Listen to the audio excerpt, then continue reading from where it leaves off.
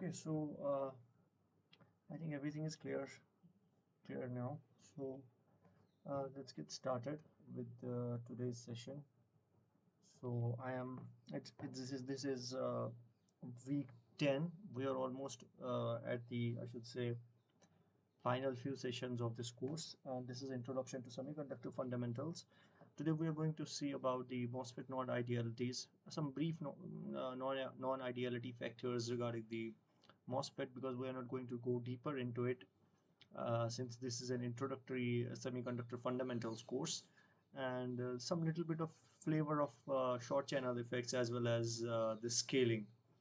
Okay, so I am Shazan Bhatt and I'm a direct PhD student at IIT Bombay, and this course is offered uh, by NPTEL, whose instructor is currently Professor Naresh Imani. And okay, so we are ready to go. So what I want to discuss today is the today's outline. What will be the today's outline will be it will be first of all some non-ideal effects of inside the MOSFET. Then it will be a brief introduction maybe to short channel effects inside the MOSFET, and then we will jump to the scaling of MOSFET and what are the scaling rules. It will be just a brief session today. Due to some health reasons, I won't be able to, I should say, uh, go for a long session today, maybe. But just let me check. Maybe there is some issue with the Wi-Fi. Oh God. Okay. Okay. I have to create a Wi-Fi.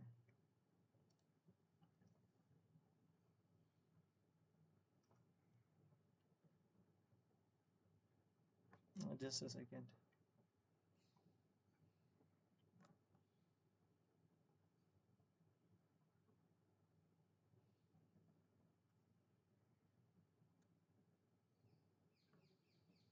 Okay. So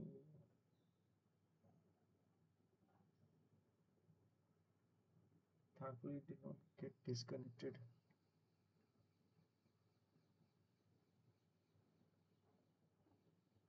Okay. We're good to go. So why isn't getting updated? Mm, okay, now it's fine. All right, so this will be the overall rough outline which we will be dealing with today. Maybe it will be a brief session. So then we will be jumping towards the problems which are the quite basic problems regarding the scaling are discussed in the assignment 10 problems, assignment 10 questions. So now first of all, what we are going to discuss is maybe what we covered in the last lecture. So we covered about all the things about the MOSFET. So you might be remembering, if this is, let's say, a p-type substrate we take, then we have the oxide region and then the gate region. This is the oxide region, and then we have the gate region, which is called as the gate electrode. And in these regions we have something called as the source and the drain, which are the highly doped N plus regions if we have a substrate of the p-type. And this region we have the inversion, where the inversion takes place. This is something called as the channel of this MOSFET. And as you might be knowing by now, that you have a you have a depletion region on this side. You have the positive ions, you have the negative ions.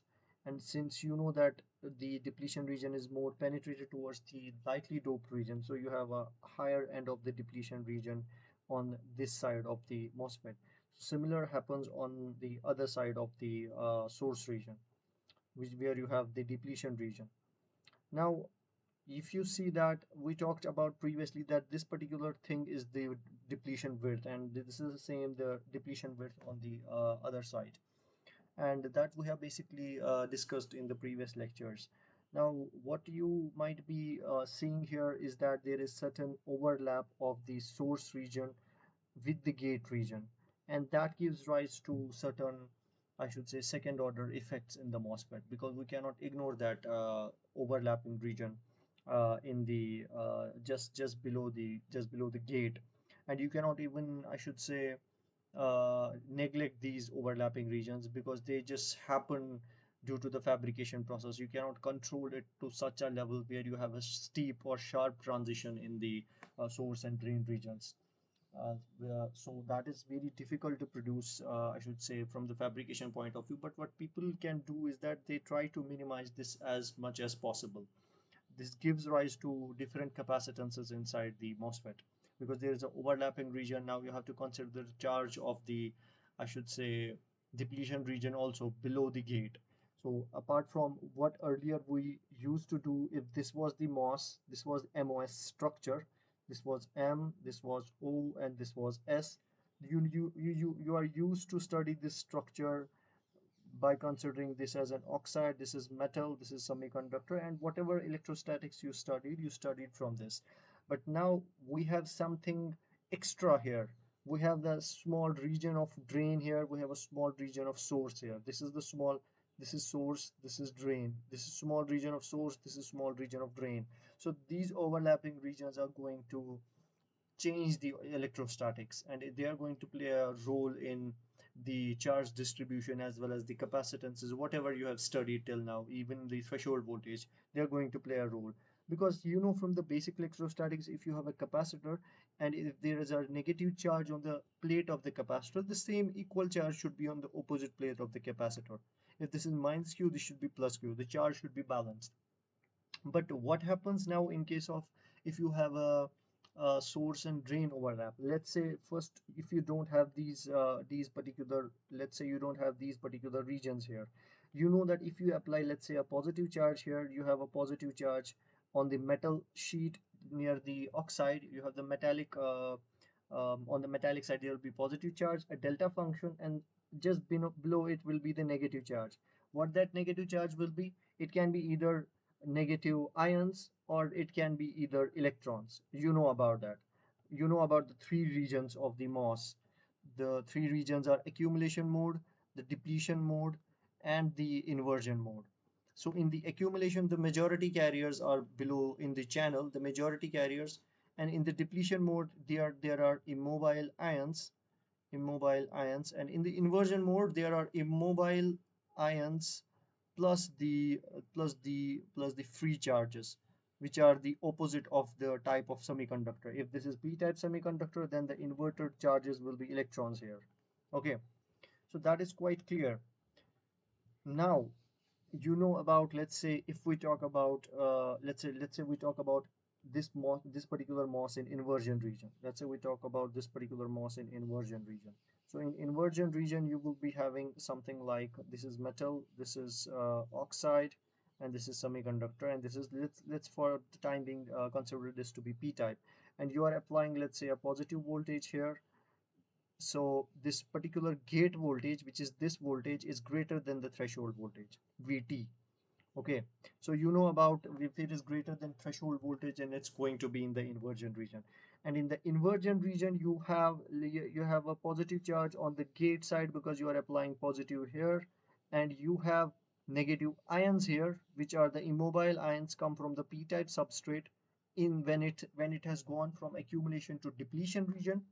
And apart from it, you have also now electron, which are the sheet charge near the oxide semiconductor interface. These are the electrons now, which is the inversion layer. And now this situation is perfectly balanced. Whatever the electric field will be coming from a positive charge, that is going to end on a negative charge. A capacitor, this is the capacitor now. So this particular system is a capacitor now. Okay, so whatever the positive charge is on the gate, same positive, same negative, opposite charge will be on the opposite side of the oxide. Now here comes the situation. Now what we have, considering the same MOSFET configuration in the inversion, let's say, if we duplicate this, we have the same MOS capacitor configuration in the inversion. Let's consider now, we have the extra regions here. This is the part of the overlapped region of the, this is the drain part, this is the source part. These are the overlapped regions of the source and the drain. And you know that on the drain side there are positive ions, as well as there are negative ions here. There are negative ions here, negative ions. Okay, so what is that going to do? That is going to affect the threshold voltage, because threshold voltage by definition is the voltage which it takes to invert the channel or bring the equal and opposite charge in the other side of the oxide. It has to, now what it does is that because already there are negative charges just below the oxide from the depletion region of the drain as well as the source, now it requires, I should say, less positive charge on the metallic plate in order to satisfy the charge conservation. So that's why you will be requiring less positive charge here in order to, I should say, satisfy the charge conservation, because the overall positive charge, if this is the charge plus q, then overall negative charge should be minus q on the opposite end of the plate. But you already have negative ions here now from the source and the drain, so that is going to play the role of satisfying the charge conservation in case of this particular structure where you have the overlapped regions. And now what are the effects which we are going to study because of these regions? So first of all, we will study about, let's say, I might have written here somewhere. So first of all, we are going to study about something called as uh, hot electron effects. So what is a hot electron effect? Hot electron effects.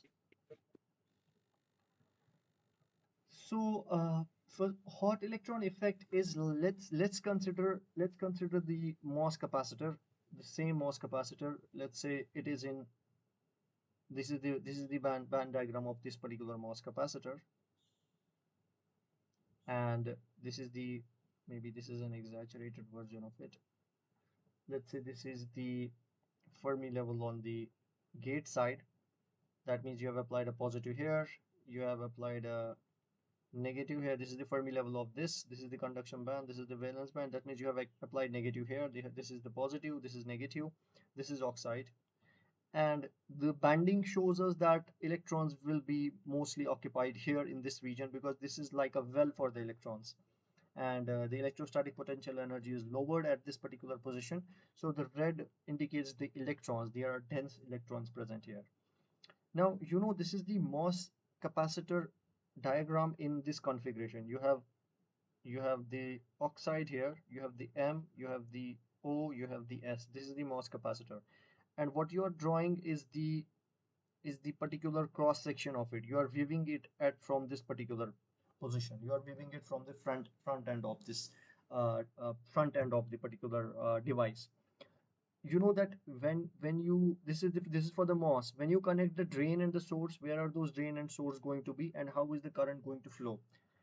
Let's consider this as x-axis, this is y-axis. Then into the page, or into the white screen, or out of the white screen rather. Either it's into or it's out of the screen, because these particular charges can flow in both the directions. So into the screen is the motion of the charge carriers, remember that. So because electron is not going to move in this direction, it's not going to move in this direction. How it's going to move when you are going to apply the drain and the source end? It's going to move either into the screen or out of the screen, depending upon the polarity. Okay, so these charges, what you are seeing here, these electrons are basically moving in the into the plane. That's how the actual transport takes place inside this particular structure. And you know that what happens is that if you, let's say, consider now this was for a MOS. Now if you consider the MOSFET, when you consider the drain and the source, this particular flow is going to be only because of the drain and the source. Let's consider your drain is somewhere like, if this is MOS, your drain is somewhere like, maybe it is difficult to show it in a three-dimensional fashion, so it will be somewhere like here in a 3D, and somewhere like here. And your electrons are here, they are going to move in the channel basically. So that will be either out of the screen or into the screen. You have to visualize it three-dimensionally. Okay. So now what happens? Let's consider the MOSFET, MOSFET now, which is we make the structure something like this. Let's not make it like this. We make the structure like this, which is and these are the N plus regions. This is the inversion region, this is the oxide, and this is the gate voltage. Now you have applied certain voltage here. Let's say this is negative and this is positive.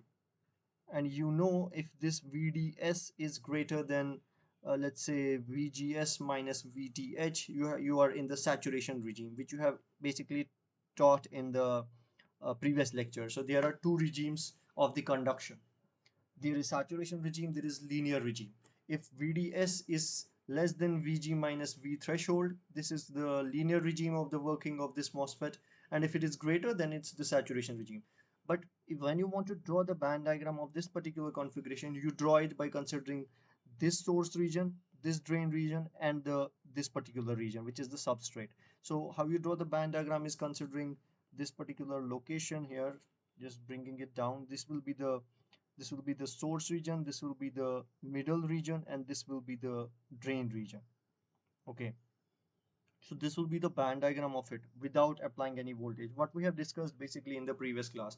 Now you know that when you apply the voltage here, let's say you apply a positive voltage here, you apply the negative voltage here. Positive voltage will bring it down, negative voltage will bring this up, and you are also applying the gate voltage here. So that is going to, you are applying the gate voltage at this terminal, that is going to bring this down. So overall, when you apply the voltage, it's going to look like something like this. This is the source end, this is the channel, and this is the drain end. This will be the overall.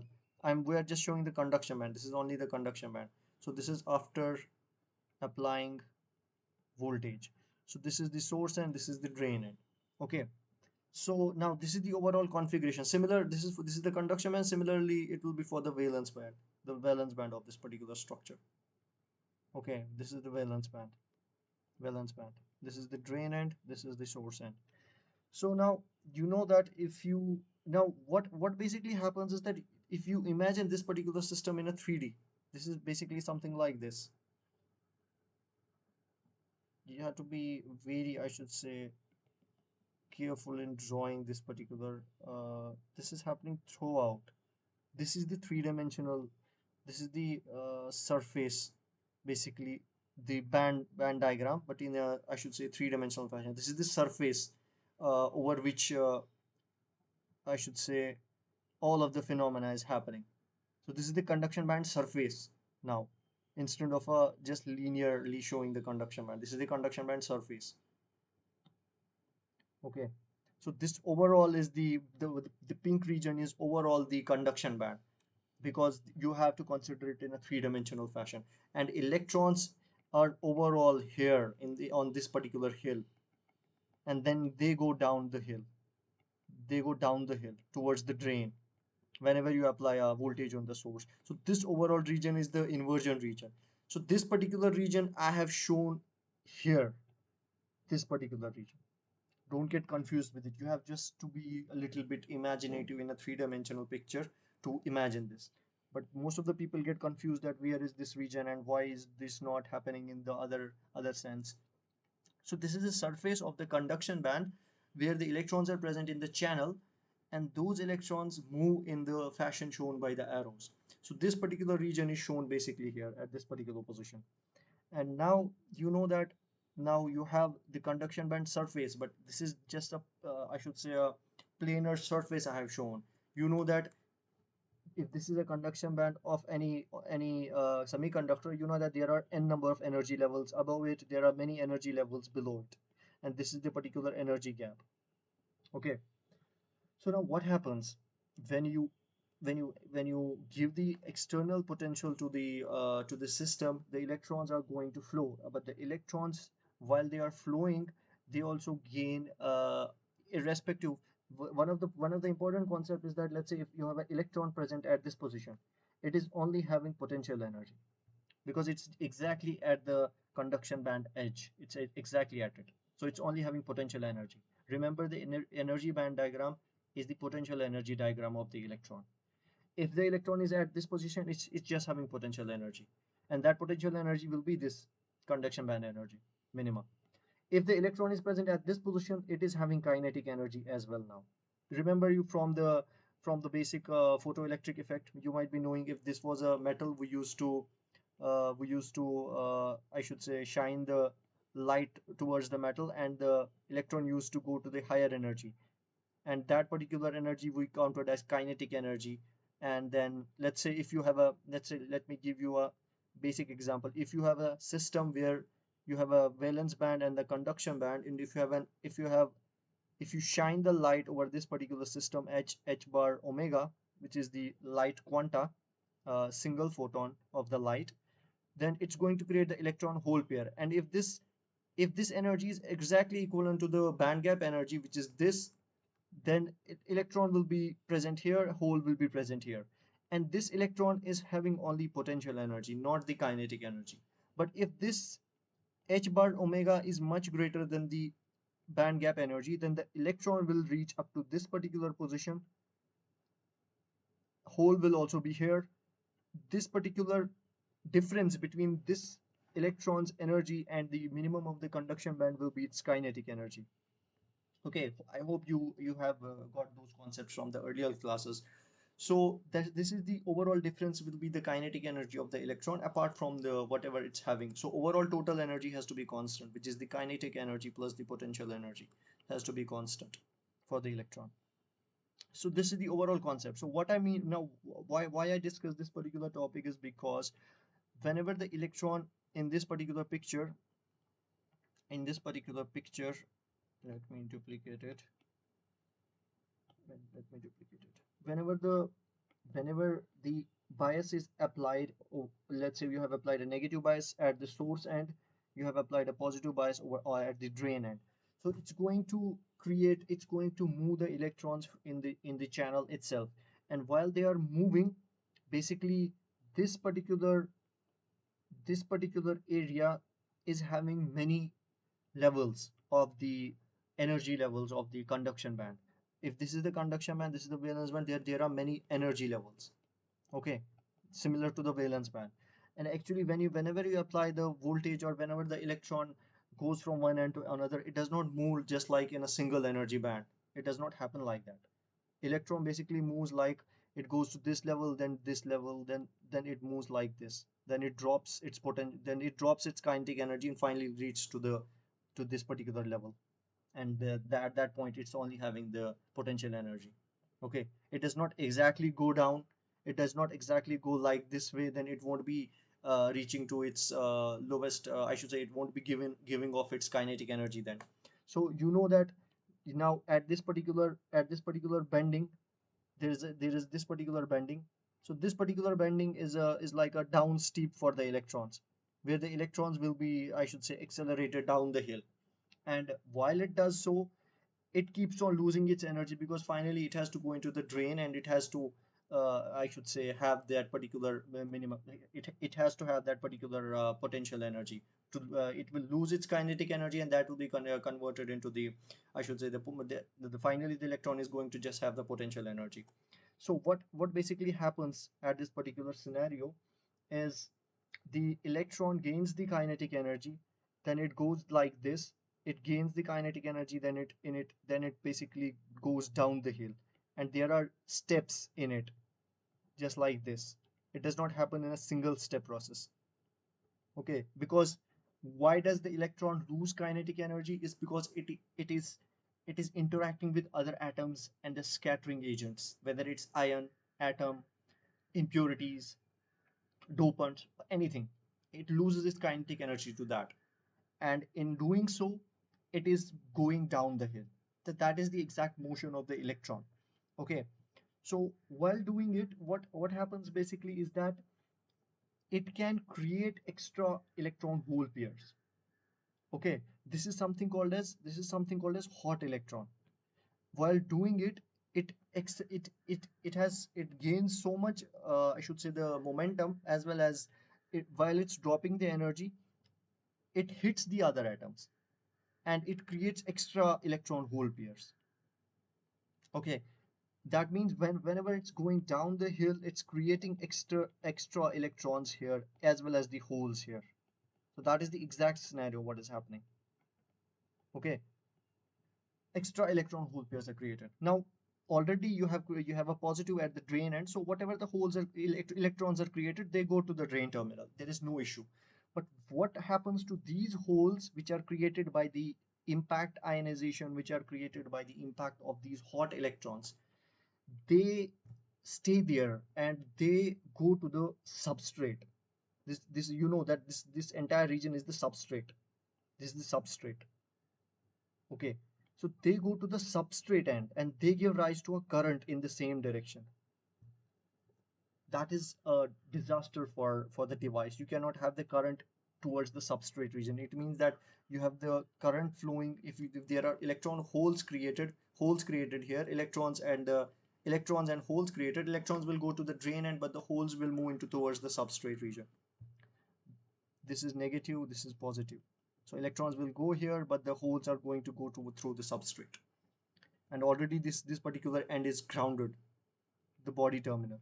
So it gives rise to a current component.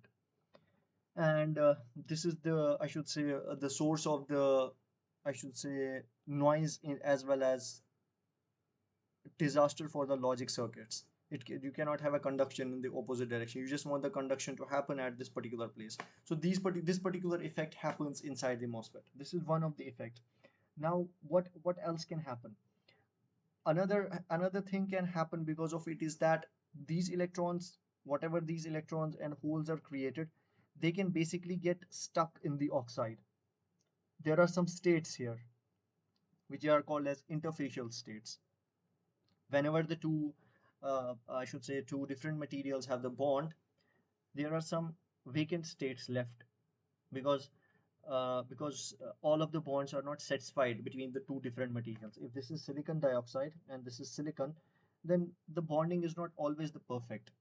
Okay, you sometimes do something called as passivation, hydrogen passivation. You passivate the surface in order to remove those extra dangling bonds. Dangling bonds are just like, they are free bonds which can attach to anything. Okay, they are at the surface, or they are at the surface as well as at the interface. So there are, because of those bonds which are unsatisfied, maybe I have talked about it deeply in the previous one of the previous lectures. Because of those unsatisfied bonds, these electrons can also go into those states. And if these electrons will go into these interfacial states, it's going to change the threshold voltage. Because the threshold voltage depends upon the metal work function difference, it depends upon depletion charged by Cox, it depends upon interfacial charged by Cox, it depends upon the 2 times the Fermi potential. So in this particular component, interfacial charge as well as the oxide charge, this is going to affect the, I should say, the threshold voltage. And if your threshold voltage is affected, everything will be affected. Even the drain to source current is having some factor VGS minus VTH square in the saturation. If this is changed, overall drain to source current is changed. So these particular effects are real and they happen on real devices. That's why theoretically it looks easy to, I should say, simulate a particular MOSFET, but it's very difficult to take care of these particular effects because you never know what is going to take place. And studying these particular effects at the interface, this is a quite hot research topic right now. And that is actually a part of the research topic I'm working on currently. And people want to know what is happening at that interface, how the charges are getting trapped, how they are coming out, and how that is impacting the threshold voltage. And we want to do it without actually, I should say, we want to do it without disturbing the MOSFET system. Something called as non-contact based something called as non-contact based mapping of these interfacial phenomena. So it is quite a, I should say, hot research problem where many groups are working currently in the world in order to understand these effects. Mostly the optical characterization techniques are used in order to understand these. And so improving this will definitely is going to improve the devices, because these are problems even today in the devices. Maybe we passivate the surface, we take care of any of the non-idealities, but still there are certain problems which happen under the various biasing conditions of the MOSFET, and this is one of the problems. And the another problem is that if you now have a, let's say for example, what else was there, if you have, yes, another effect. So in this particular regime, you now know that whenever the electron moves, it also initially whenever it moves, it gains the kinetic energy, and then because it's dropping down the hill, then it's losing its potential energy, just like what I said. So when it's gaining the kinetic energy because of this particular because of the applied bias also, so what is happening is that it is going up the conduction band gradually. That means its kinetic energy is initially increasing, then it's reducing when it's going down the hill. That is the exact trajectory it follows. So in this particular regime, whenever it's increasing, so electron is moving initially like this, then it goes down the hill, then it finally reaches the drain end. While doing it, the kinetic energy of the electron can become large, can become huge. And if it happens so that the kinetic energy becomes greater than this particular difference, which is the difference between the maximum of the conduction band of oxide and the bottom of the conduction band of semiconductor. Okay, it's called as band offset. This is called as band offset. While doing so, you know that electron is basically here in these states. So if the kinetic energy is increasing, so it's, let's say, reaching at this particular position. It may so happen that sometimes what happens that this kinetic energy increases so much so that it surpasses this band offset value. This is approximately 3.1 electron volt for silicon. And if the electron reaches up to this value of 3.1 electron volt kinetic energy inside this region, it's going to drop down the conduction band of the oxide. When it drops through the conduction band of the oxide, it appears on the metal side. So there's a leakage. Whatever the I should say, whatever the electron was in the channel, it is now getting leaked through the oxide by gaining the kinetic energy, moving on towards to the other end of the oxide. And also because this is one scenario. Another scenario is that it can tunnel through this particular barrier. That is a Let's leave that particular scenario. But if you consider this particular scenario where the kinetic energy is increased beyond the band offset value, it's going to give rise to the leakage of the current, leakage of the electrons. And what's going to happen if the electrons leak? They are going to appear on the metallic side. It's going to change the threshold voltage, because the capacitive coupling between the gate and the channel is because of the charges that are remaining at the gate as well as in the channel. If the charge starts to leak in this direction, then your threshold voltage will swing, your threshold voltage will change, because now your charge is leaking. That means the capacitance, which is equivalent to Q over V, is going to now change. Okay, so that is capacitive coupling is going to reduce. You are not going to have a control over the channel, or rather you might have to apply a huge threshold voltage in order to uh, induce the channel now. So that is one more effect. And another effect which is predominant, which I have talked about, is the substrate current issue that we have basically talked about. These particular let's call them hot holes. They are giving rise to the noise in the CMOS circuits because of the substrate current. Ideally, you don't want the currents to flow in this direction, but because they are flowing because of the hot electron effects, so now it gives rise to the I should say the noise in the CMOS circuits. So this is one particular scenario. Another particular scenario, let me show this. Yeah. Another particular scenario, what we are going to study now is something called as, why is this heating up? Something called as short channel effects. Short channel effects is whenever we are making the length of the channel approximately equal to the I should say, depletion width of the PN junctions inside it, the depletion width of this particular region. This is n plus, n plus, this is length. If the length approximately becomes equivalent to the depletion width of this, the short channel effects start to predominate. Okay, and this depletion width you can definitely compute if you know the concentrations of the n plus. Depletion width is approximately twice epsilon by q. This will be 1 over Na plus 1 over Nd plus into Vbi plus minus V applied. So now you have everything. You can compute basically what will be the approximate at what particular L value the short channel effects will come into picture. And let's consider, let's say this is oxide and this is metal. So what happens in short channel effects?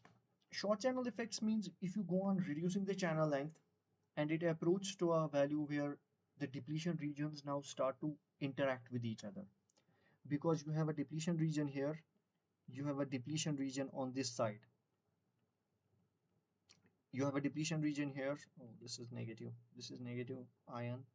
You have a depletion region on this side.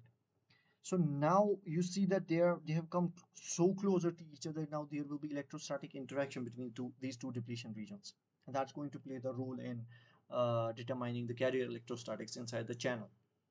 So that particular thing is basically basically happens in the devices where you have reduced this particular channel length to so much to such a small value that the depletion regions of the source and the drain have now come closer to each other, that they are impacting particular they are impacting the electron dynamics as well as the carrier electrostatics inside the channel. So this is the particular concept of the short channel effect. Now I would say one important short channel effect, or that is quite conventional or usually talked about, is something called as drain induced barrier lowering. It's called as DIBL. It's called as drain induced barrier lowering. So we will decode what each word means. So drain is the drain end. Induced means this is something which is controlled by drain. Barrier is which barrier? We are talking about the barrier which is this particular barrier, which is controlled by the gate, modulated by the gate. This is the source, this is the gate, this is the drain. So usually when we used to apply the voltage at the gate, let's say positive, this barrier used to reduce like this, and then the electron used to move from in this direction. This was in a long channel case. But what happens in a short channel is that you have something like this now. This is the short channel. Okay. And if you apply certain voltage, let's say you keep a gate voltage constant at some positive value, and if you apply certain voltage at the drain terminal now, you know that if you apply the positive voltage at the drain terminal, negative voltage at the source terminal, this is going to bring the band down, this is going to bring the band up. The overall band is going to look like something like this, ideally what we thought. But because the this particular region is so small that the drain voltage is going to impact this particular barrier now, the potential barrier, because it's very close to the now the overall depletion regions are so close, and it is so small compared to that of the depletion region of the N plus and P side, that this drain voltage is going to impact this barrier now. And how does it impact this barrier? It also brings this barrier down along with the bringing the drain side down. So this barrier, this particular thing, we thought it will be something like this, but it is also brought down like this. So this particular bringing down of the middle barrier, which was the barrier for the inside the channel by the drain, is called as drain induced barrier lowering. And it should not have happened. This is again a disaster for the transistors, because you don't want the drain to control the channel. You want the gate to control the channel. And if your drain starts to control the channel, then your control is gone. What was controlling the channel was gate.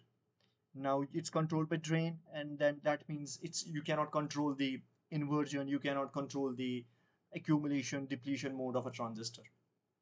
And this is not a problem in MOS capacitor, because in MOS capacitor you don't have a drain, you just have a MOS. But in MOSFET, this problem is definitely going to arise if the channels are short. So this particular barrier lowering gives rise to additional current. This gives rise to the current, because now, and definitely it is going to impact the threshold voltage, because now you might have to apply lower threshold voltage and the conduction will start to take place earlier. Okay, so that's what is basically shown here in the black, this particular figure. The black curves are showing the, this is showing the barrier, the depletion region basically is showing the depletion region. Okay, so there are positive ions, there are negative ions. You see that these two depletion regions are overlapped in the channel. This is for a short channel case, short channel. This is for long channel, the blue dotted lines. And you see that for blue dotted lines, the depletion regions are well separated depletion regions. This is the depletion region of the drain side. This is the blue region. The on the other side is, that is the depletion region for the source side. So because of that, you see that the electron potential energy figure, which is this particular curve for a long channel, it is something like this. You have applied a positive voltage here, you have applied a negative voltage here. Negative has brought this side up, this side down, and pretty much there is no effect on this region because of the drain. Okay, and basically you can, if you want to visualize it, you can solve 2D Poisson equation to imagine it. 2D Poisson equation. You have to solve the Poisson equation in 2D in order to see what is happening. Basically, d square v over dx square plus d square v over dou y square equals to rho by epsilon. Is it rho? Yeah, equals to rho over epsilon. That actually gives you the solution. The solution of the Poisson's equation is basically the band diagram that we have initially talked about. So if you solve that particular figure, because now you see that this particular thing is happening throughout in the three-dimensional, what this case we talked about, a three-dimensional representation of the surface of the band diagram of the MOSFET. It is happening in a three-dimensional system. If you draw it something like this, this is the long channel. Okay, so this is the three-dimensional surface. So there is no effect on the middle region because of the drain. But for the short channel, you know, this region is so small now that the drain voltage has affected, lowered this particular barrier. Okay, so what is going to happen because of that? Because of that, the electrons, those effects which we talked earlier, the hot electron effects and hot electron and the creation of the electron hole pairs, they are going to be predominant in the short channel case. Because now you see that this particular steep hill, it's the slope of this particular hill gives the electric field, which is 1 over q dou ec by dou x. Okay, this is the electric field, and you know the force on electron is minus q times electric field. And using the conventional Newton's equation, you can compute F equals to ma. You have the acceleration equals to F over m. This is basically equivalent to minus qe over m.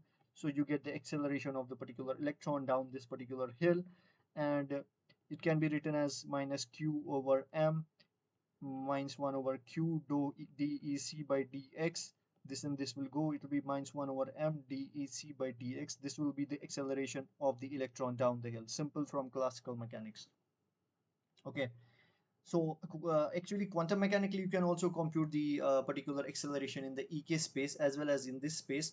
Then you have to consider the energy of the electron as h bar square k square divided by twice m, which is the parabolic approximation of the ek diagram. If this is the conduction band edge, this is the valence band edge. Now you might be knowing about this, all this, because we have covered it already in the previous section. So then the energy of this particular, the energy of the electron on this particular curve varies as a k square, which is the parabola. And then you can basically compute the all the other terms. You can compute the effective mass, which is proportional to h bar square dou square e over dou k square. And if you know the effective mass, you can compute the you can compute the force, you can compute the acceleration, you can compute all other things. You can even compute the velocity, which is basically 1 over h bar dou E over dou K. This is the velocity of the electron in the K space. Now, let's not go into that detail again, but all of those effects are going to take place on this particular curve now, because you see it's such a steep hill that whenever the electrons will enter this, they will hit other ions so hard that they are going to create the electron hole pairs, and all the other hot electron effects are going, you are going to see those effects in the short channel devices. Okay, but one advantage here in the short channel device is that you have a short channel. And what is short channel going to do? Why do we want to make the short channel? Now the electron doesn't have to scatter through the other atoms, uh, at I should say, it does not have to encounter much or more of the atoms as in the case of the long channel. Let's say let's say these are the atoms in the long channel case. Then you have only few atoms in the short channel case where the electron can scatter basically. So the electron wants to move in a long channel. Let's say electron goes here, hits one atom, goes here, then comes back, and this is the motion of the electron in the long channel device. Something like this, approximately something like this. Then it reaches this hill point, and then it loses its kinetic energy in the fashion which we talked about. It goes here, it goes here. Okay, then it goes to the drain end. This is the motion of electron in the long channel device, something called as diffusive motion, which we talked about in the previous lecture. And in here, electron mostly, if it's a, I should say, a short channel, there are I should say differences in short channel also, whether the short channel is much shorter than a particular length dimension, or whether it is even if it is greater than that particular length dimension. Now what is that length dimension? Now again, I'm not going to go into that detail, but I will just briefly discuss about it. That length dimension at which the electron does not move diffusively in the channel, it moves something called as ballistically in the channel, is called as mean free path. If the short channel length becomes of the order of mean free path, electron will move directly from the source to the drain, okay, without any scattering. So that is called as ballistic motion. So that mean free path, or you can even call as mean free time. Mean free time is the time between two successive collisions. If this is electron, it is hitting some other ion or some other scattering. So the and it's going here. So the time taken between these two collisions, between these two events, from hitting and then scattering, this is called as mean free time. Mean free time. And you know the velocity is mean free path divided by mean free time. So you can compute the mean free path to will be equivalent to velocity of electron times the mean free time. Okay, it should be time times the mean free time. That means if you have a length of the channel of the order of mean free path, which is the distance between the two collisions. Let's say electron hit this ion and moved here. This particular distance is the mean free path. Okay, it means, let's say, in other words, if I show it in a better visualization, if these are ions or scatterer, electron goes here, hits this, it goes to this particular region. This particular distance is the mean free path. And the special thing about it is that between in this distance there is no scattering of electron. Scattering only happens at these two positions. Okay, that's why this the distance is the mean free path, because in between there is no collision, but it's that's why it's a distance between the two scattering events. So if the channel length becomes of this order, if the channel length becomes of the order of mean free path, the electron will not go under any collision at all. It will directly move to the drain, something called as ballistic transport. And for understanding it, it requires the uh, I should say quantum mechanical formulation, because it's not a simple, you cannot, you can define it with something called a semi-classical view, but for deeply understanding it, you have to invoke the quantum mechanical principles. You have to invoke the transport equation, something called as Boltzmann transport equation.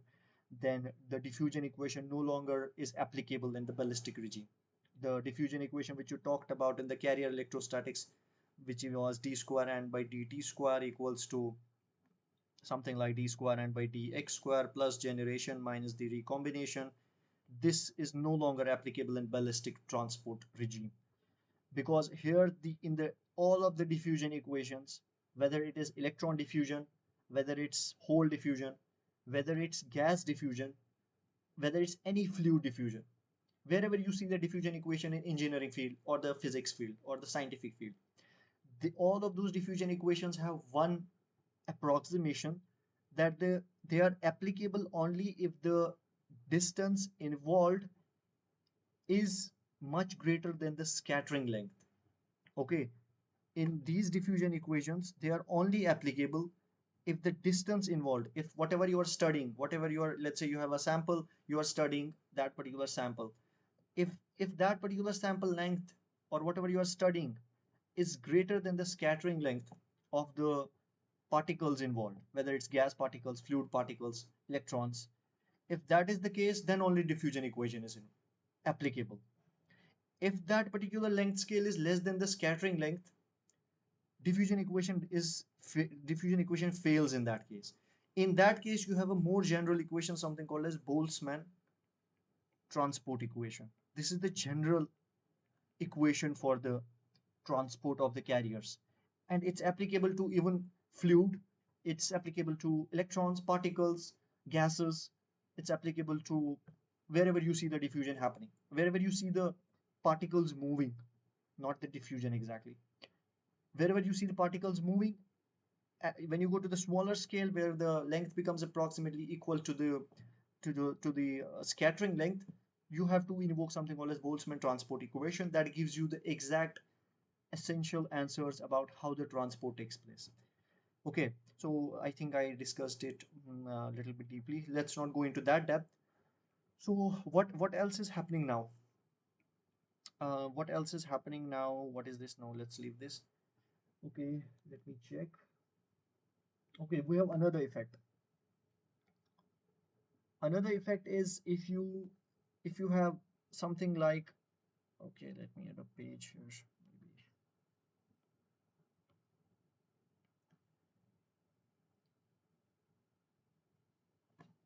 Another effect which is also the short channel effect, I should say, it is something called as GIDL. It's something called as gate induced drain leakage. Now, what is this gate induced drain leakage? Not brain, it's drain. Okay, so whenever you know that if you want to apply the gate voltage, you go on applying the negative gate voltage, which is below the threshold voltage, what is going to happen? You won't be having any inversion of the channel. If you have a p-type substrate, you know that if Vg is less than the threshold voltage, this is the subthreshold regime. If Vg is greater than threshold voltage, this is the inversion. Okay, and you know about the CV of this particular system. CV looks something like this, where this is the threshold voltage, and this is the accumulation region, this is the depletion region, this is the inversion region. This is under low frequency, this is under high frequency. Okay, now what happens if you have a gate voltage less than threshold voltage? If you have a gate voltage which is less than threshold voltage, let's say gate voltage is negative, you go on increasing the negative voltage, and then what happens is that there is a limit at which the gate voltage, if you go on increasing the gate voltage to a negative, and let's say you kept on increasing the gate voltage to a particular negative value, and you now start increasing the drain voltage. Because of that, what is going to happen is that if you have these overlapped region, again this effect is mostly coming because of the overlapped region, this region, these regions. If you have a negative voltage over here, you have the negative electrons over the gate now. Okay, and here you have the positive ions.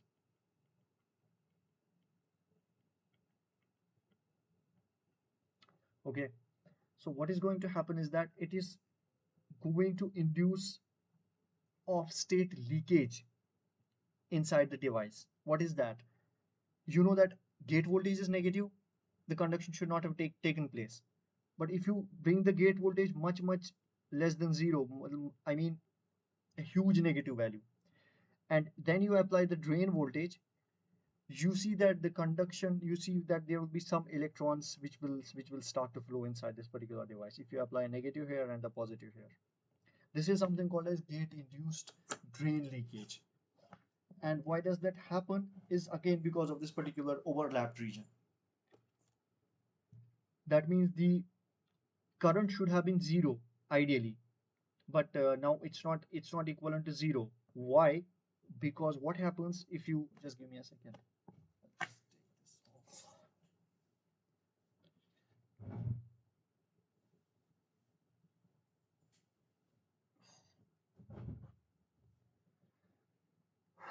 So what happens if you have a gate voltage less than threshold voltage? That means negative, very much less than zero. You know the MOS will be in depletion region. Okay. And how do you show the depletion region? You have a negative applied on the gate side, positive applied on the semiconductor side. You have a bending like this, this, and this is the bending. All right, this is the Fermi level of the metal. Now you know about these concepts. This is for Vg much negative. Okay, so what is going to happen now? Because this is p-type, so this will be somewhere like here. Oh no, this should not be like this. Let me draw the Fermi level first. This is p-type. Okay, messing up. This is p-type, so it will be something like this, and it will be something like this. This is the Fermi level on this side. This is the p-type semiconductor. So this is under depletion region. Depletion region means, no, sorry, not depletion, it's accumulation region. Accumulation. Because the gate voltage is much less than the threshold voltage and it's much negative. So we are in the accumulation region. Okay. In accumulation region, you know that majority carriers accumulate near the oxide semiconductor interface. So what are the majority carriers in the p-type? They are the holes. So you have the holes here. It's something called as, if the gate voltage is so negative, it bends this particular band to such a deeper, I should say, this the bending takes place to a such a large extent that this gives rise to something called as 2D hole gas. It's almost like these particles are almost like a gas molecules. It acts like a degenerate, I should say the two-dimensional hole gas. Gas means whenever let's say you have a system where you have a in the metal, the electrons, you know that they are freely available like a sea of electrons. That is something called as free electron gas, because they almost act like a gas molecules. But in semiconductor that does not take place, because the Fermi level is below the conduction band. If you do something, you bring the Fermi level up into the conduction band in a semiconductor. Now this will become a degenerate semiconductor, and the electrons will be available here. Those electrons will behave like a gas molecules, something called as, now they will also behave like a free electron gas. And you see at this particular position you have the Fermi level going down the valence band. Okay, it can happen both ways. If Fermi level goes above conduction band, it will be free electron gas. If Fermi level goes below valence band, it will be free hole gas. Okay, so this is the hole gas basically. Hole gas means these holes act almost like a gas molecules, where their average kinetic energy is almost approximately equal to 3 by 2 kT, where K is the Boltzmann constant, T is the temperature. You know this is from the classical Boltzmann theory of the gas molecules. Maybe you might have studied in the class 11. So average kinetic energy of the gas molecules. So these holes, what happens now? You have so large density of holes at this particular position that, and this particularly this bending, I have to exaggerate it because there is huge negative voltage at this particular position. Let me exaggerate it further. So this is almost like this. This is the Fermi level. Okay, so the bending is so huge when you apply huge negative voltage that these holes, or in other words, there might be some electrons, there will be some electrons at this particular position, because if you have, let's say, if you have holes here, there might be some electrons present in this side. These particular holes can basically give rise to these particular holes give rise to this particular band bending.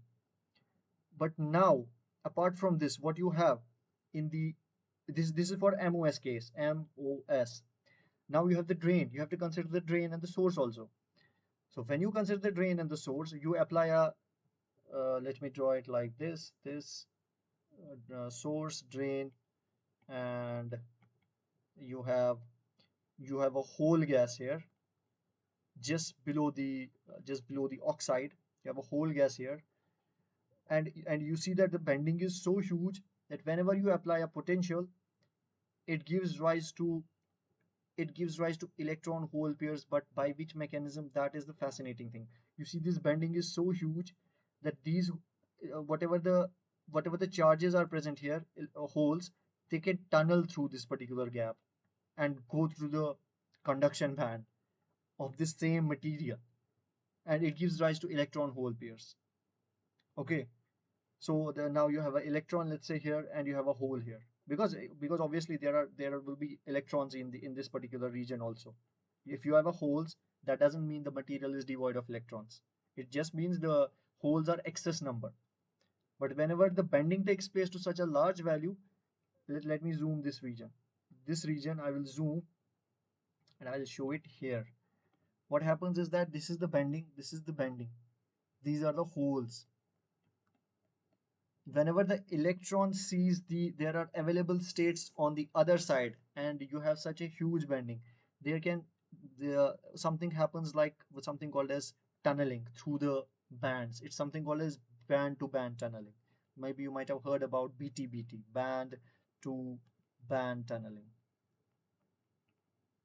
And tunneling only happens if there are states available on the other side. You see that this was conduction band, this is valence band. If there was no state available in conduction band, then the tunneling would not have happened.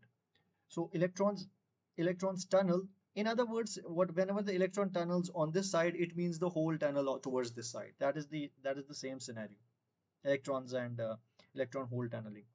But whenever that means that whenever the electron tunnels to this side, it will again the hole will be produced. So there is an electron hole pair generation. So there is holes, there are electrons present here because of something called as band to band tunneling. And this band to band tunneling does not only happen in this case. Okay, let me just complete it. So what happened is that you have now this tunneling and you have electron hole pair generation. And where does this electron hole pair generation take place? It takes place at this particular region. And if the excess carriers electron hole pairs are generated, it's going to change the threshold voltage. It changes the threshold voltage. Okay, now the threshold voltage changes, and you have the everything else changes. Now you are already familiar with this band to band tunneling concept in PN junction. You might have seen in the PN junction under the reverse bias case. When you apply the reverse bias to a PN junction, if you give a huge reverse bias, huge negative voltage to a PN junction, the bands bend something like this. Okay, now you see that this is the Fermi level of P side. This is the Fermi level of the N side, and they drop something like this. So you see that there are holes here, there are electrons here at this particular position. And this is again the same scenario, just a PN junction we are talking about. So electron population and hole population is separated by certain region. Okay, if this particular gap becomes of the order of the, I should say, wavelength of these particular particles, quantum particles, there can happen something called as tunneling. These electrons will tunnel to this particular side, or in other words, the electrons can move towards this side also, leaving a hole behind. Electron will be here. It will give rise to tunneling currents inside the diode. Okay. Now electron produced here will go down the hill and will give rise to the current. So this is also an example of band to band tunneling. And this particular band to band tunneling is a very I should say used in certain devices in order to for the operation. This is not always a bad thing. In this case, in gate induced drain leakage, because the gate is the actual, I should say, culprit in inducing this drain leakage in the MOS, because this huge bending was induced by gate. Okay, that's why the drain it the leakage happened towards the, I should say, when you apply the drain voltage, but it was induced by the gate. So, but this BTBT is not always the bad phenomena. In certain devices, BTBT is used in order to for the correct operation of the devices. Yes, you have a question. Ramaya, just Yes, sir. let me just finish it. Then we can basically answer your questions. Okay. Okay, it was just a tiny question about BTBT. Yeah, yeah. Just maybe you can just keep it. Then we can answer it Okay, in okay, the end, because I okay, just want to directly jump onto the scaling factors and we can start the questions. okay, sir. I'm actually not feeling quite well today, so I wanted to end this session, but it just got extended again. Okay. Anyways. Okay. So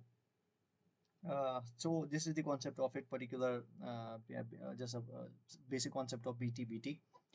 And now let's directly jump to the, I don't know why it just gets extended every time. I planned that I will be just sticking to this, but okay, let me talk about scaling. Okay, let's talk about scaling. Let me just open this particular thing.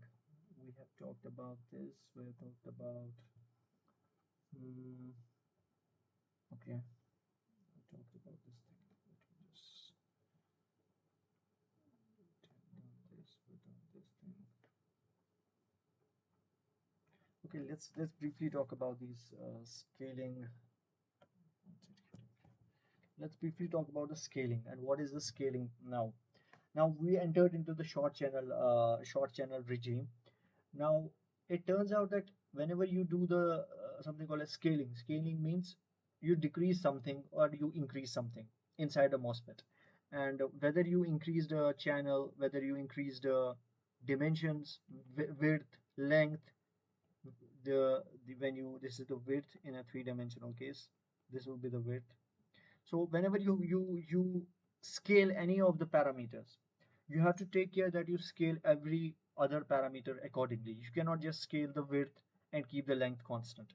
Then it's going to have a degraded effect on the carrier electrostatics, because you know that in the drain current voltage, if the MOSFET is in saturation, you have something like mu NC ox W by 2L VGS minus VT square.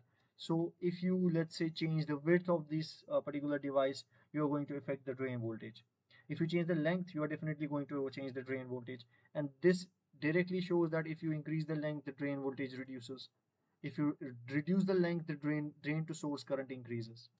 Okay, so those particular scaling factors have been given something called as Dennard scaling. Dennard scaling is a constant. Whenever you do scaling of the MOSFET, you reduce the sizes of the device. You have to reduce every other thing accordingly by that same factor, which is, let's say, K factor. And you see all of the parameters reduced by this particular same factor. Let's say if you reduce the vertical dimension by K equals to 2, that means vertical dimension will be reduced by half. Impurity concentration will be, you have to increase impurity concentration by 2. You have to reduce the voltage by half. You have to increase the current density by 2, capacitance by 2. Transconductance will remain same. Why it will remain same? Because it depends upon ratio of W by L. This is the transconductance parameter. And the circuit time delay will be halved. The power dissipation will be one fourth. The power density will be 1, and the power delay product will be 1 over 8.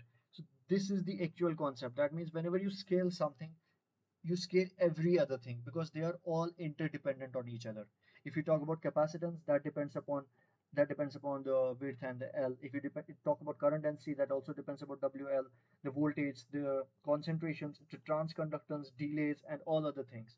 So the circuit time delay is basically the delay in application of input voltage and at what delay you get the output voltage. There is certain time delay associated with it. Let's say you have a output. Let's say you have time, and let's say this is input voltage, and let's say this is output voltage. If you give the input voltage as, let's say, something like this, which is a on off on off, this is the input voltage.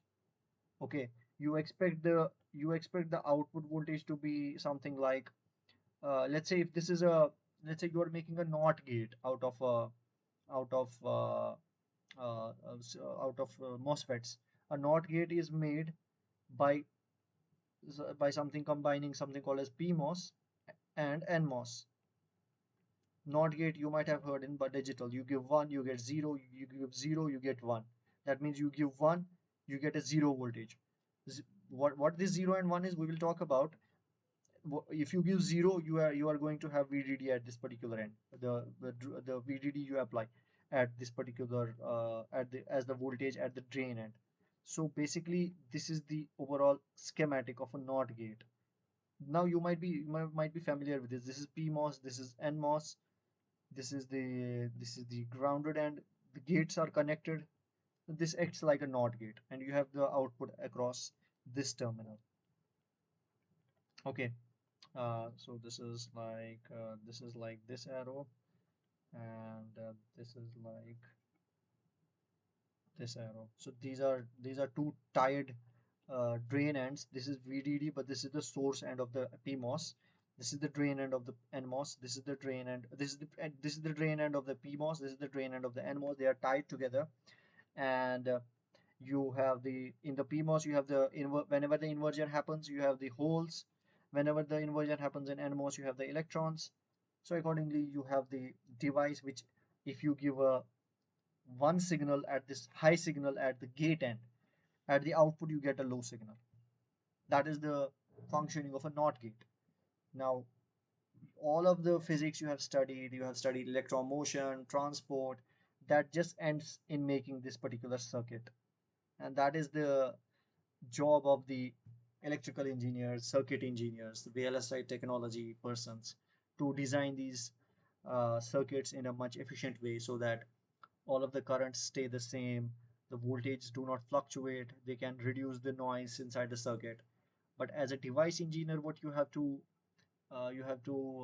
make sure is that, as a device engineer, you have to fabricate that device, and you have to make sure that leakages are less, so that the circuit person will not cry while making the circuit, because device engineer is at the base of this electronics engineering. If a device person does anything wrong, it's going to reflect in the circuit. Okay. And if a circuit person does anything wrong, it's going to reflect in the processor, or whatever the architecture designer will be. Okay. So if there will be any error in the circuit processor, then it's going to ruin the company itself, maybe. So initially, if a device engineer makes a mistake, or a fabrication engineer makes a mistake, maybe if some fabrication engineer took the chip, and the sodium ions from his sweat went into the silicon dioxide, then it can give rise to swing in the threshold voltage. And when the circuit engineer or the device characterization engineer will measure the threshold voltage, he will get a big swing, but he doesn't know that there was a, I should say, mishandling of this particular chip by the fabrication engineer. So these errors keep on propagating then. So at the base level, the fabrication engineer has to ensure that all of the fabrication he does is in a clean, sophisticated environment without making any mistakes, because that is going to be paid by all of the higher level engineers then, higher in the hierarchy, not in the higher in terms of the pay scale or anything. Okay, just let me connect the charger of it. So, circuit delay in this particular scenario, let's consider you give a on off. You give okay. What is happening? Let's consider you give a on voltage and off voltage, and let's consider for a simplification, you are getting the output as on and off voltage. So you expect something like this. Let's say it's some device. but you expect the blue region, but what you get is something like this,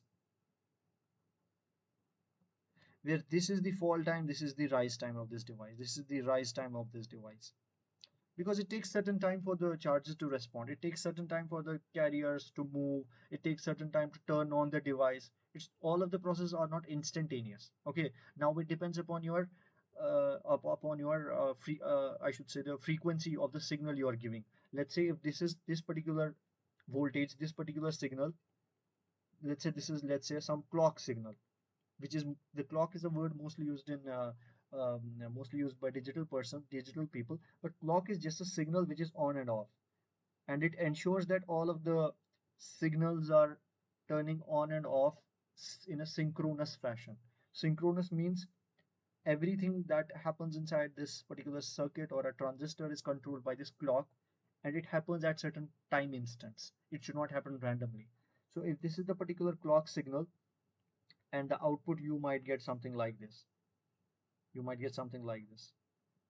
If and now how what we are what's going to change this output? Let's say the frequency. This is the time period of this clock frequency, and 1 over time period will be the frequency. Let's say the let's say the frequency of this clock period is 60 megahertz. Then you see that you will get the black curve. But if you go on, let's say, increasing the clock frequency to 5 gigahertz, you will see that there's a distortion, and you will see something like maybe like this. You will see something like this in the output. So this is basically the operation of a particular device and how the charges will respond. So that is why there is a particular cutoff frequency up to which electronic devices can work, and that cutoff frequency is something called as maybe there's a particular name for that frequency, which is the unity gain frequency, at which the gain will be approximately 1. Gain means a ratio of output to the input. If this is the input, this is the output, then the gain will be output divided by the input. And we want this to be approximately 1 in order to replicate. That means the output should be approximately input at in the device, in the transistor basically. If the unity gain frequency, most of the time we want this to be 1, but if you go on increasing the frequency, the charges will not respond accordingly. You get this value to be less than 1, and that is the degradation of the transistor. And that is why this particular frequency value is mostly shown by the processors. You might have seen the maybe Intel i7 or i9 processor showing the base frequency speed as 3 gigahertz, maybe 4.9 gigahertz, 5 gigahertz, but it is stuck at 5 or 5.5 some gigahertz value right now. They are not able to increase this unity gain frequency to a much larger value, because then other effects can come into picture. You cannot go on increasing unless and until this is just for a, I should say, MOSFET device, a normal MOSFET which we are studying right now. This is called as low frequency MOSFET device. If you go on something in the high frequency regime, you don't use these MOSFETs in the high frequency, because they don't respond to high frequency. They cannot respond to high frequency. For the high frequency, you have something called as high electromobility transistors. High electromobility transistors. Okay, and you might also have certain modifications of MOSFET which are used in high frequency. High frequency, I mean 100 gigahertz, 50 gigahertz. They are used for high frequency applications. Okay, and where are those high frequencies used? They are used in radar applications. They are used in communication applications. They are used in space applications where you have the high frequencies to basically generate as well as decode as well as to communicate with one another. Okay, but they are just the modifications of this. So now we talked about the scaling, and now maybe I think the professor has talked about each of these scaling in a much better way, and this is not quite, I should say, a difficult topic to study, because you know that if you have scaled something like capacitance, maybe you have the gate capacitance as uh, Cox W by L, which is the gate capacitance. You can write it as epsilon ox by T ox into W by L. If you scale, maybe this is not the correct way. This is the W into L. This is area. So if you scale any of the factors, you're going to change the gate capacitance accordingly. And if you change the gate capacitance, you are going to change the drain current accordingly. And that is why these all scale as per the same value of K, as per the same scaling factor, okay, which is the K value in this particular case. Now, they just come from the equations itself. There is no, I should say, rocket science in this particular thing. Okay, let's maybe we have to discuss about noise margin. We will discuss it in the question answer sessions. Let's directly jump to the question answer sessions. Okay, what is this? Velocity saturation. We also have to discuss in the question answer sessions. Okay, first of all, let's talk about who formulated Moore's law. Quite a basic question. I don't know why this question is here, but who formulated Moore's law? It's Gordon Moore, who was I think it's the founder of the Intel, which was Fairchild Corporation before it was named as Intel. A lot of history behind it. So Gordon Moore predicted that the number of transistors on a microchip will double approximately 2 years. And this he predicted because he knew that the length of the devices is going to shrink with each generation. Okay, from initially a micron level device to let's say a 500 nanometer technology, then to maybe 100 nanometer technology, then to 65 nanometer technology. Then it started to slow down because later on the short channel effect started to come into picture. You see the scaling was drastically done in the initial, I should say, years, but then it slowed. Then it went to maybe 45 nanometer, then to maybe 30 nanometers, then to 22 nanometers, and I think approximately right now it's 14 nanometer. What I'm talking about is the channel length, not the node. The node is just there is something called as node length, then there is something called as channel length.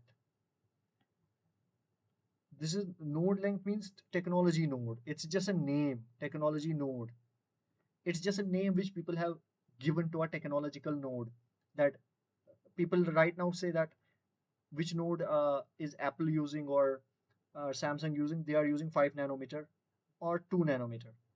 But this is the node, just a name of the technology scaling. It's not the exact actual channel length. Actual channel length is still right now 10 to 14 nanometers.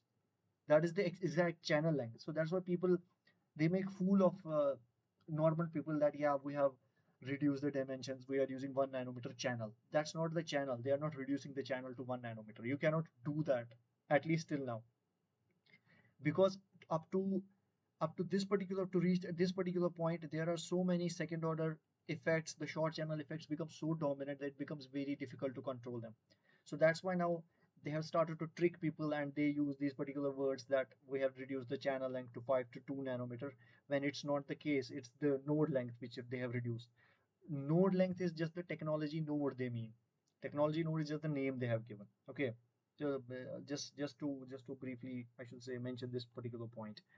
So, but the Gordon Moore basically he predicted that because of lowering of the dimension of the device, you will be able to pack more and more transistors in a chip. If let's say initial the device size was 1 micrometer, so you might have placed transistors like this on a single chip. Now you have reduced the device size to let's say 20 nanometer, so you might be able to place many number of transistors on the chip now. Okay, so the accordingly the number of transistors every year he predicted will double, but that's not right now. It's not happening because it stopped maybe a couple of years back. Now you don't see any more doubling of the transistors because if right now a chip is having maybe maybe an Apple M4 or M3 chip is having maybe 50 billion transistors, but that it means that in next 2 years it should have 100 billion transistors, which is not going to happen because uh, because the channel length is no more getting reduced right now. They are using certain different technologies, but Moore's law has come to actually a saturation almost. Okay, so that is the answer of this question. So he predicted that the number of transistors will approximately double every year, leading to an exponential growth in the computational power. That exponential growth is now saturating. So he considered that power exponential power is increasing, but now it's almost saturating now. It's almost saturating now because of the certain second order effects, which we talked about. So the evolution of various technology nodes over the let me open this question over here.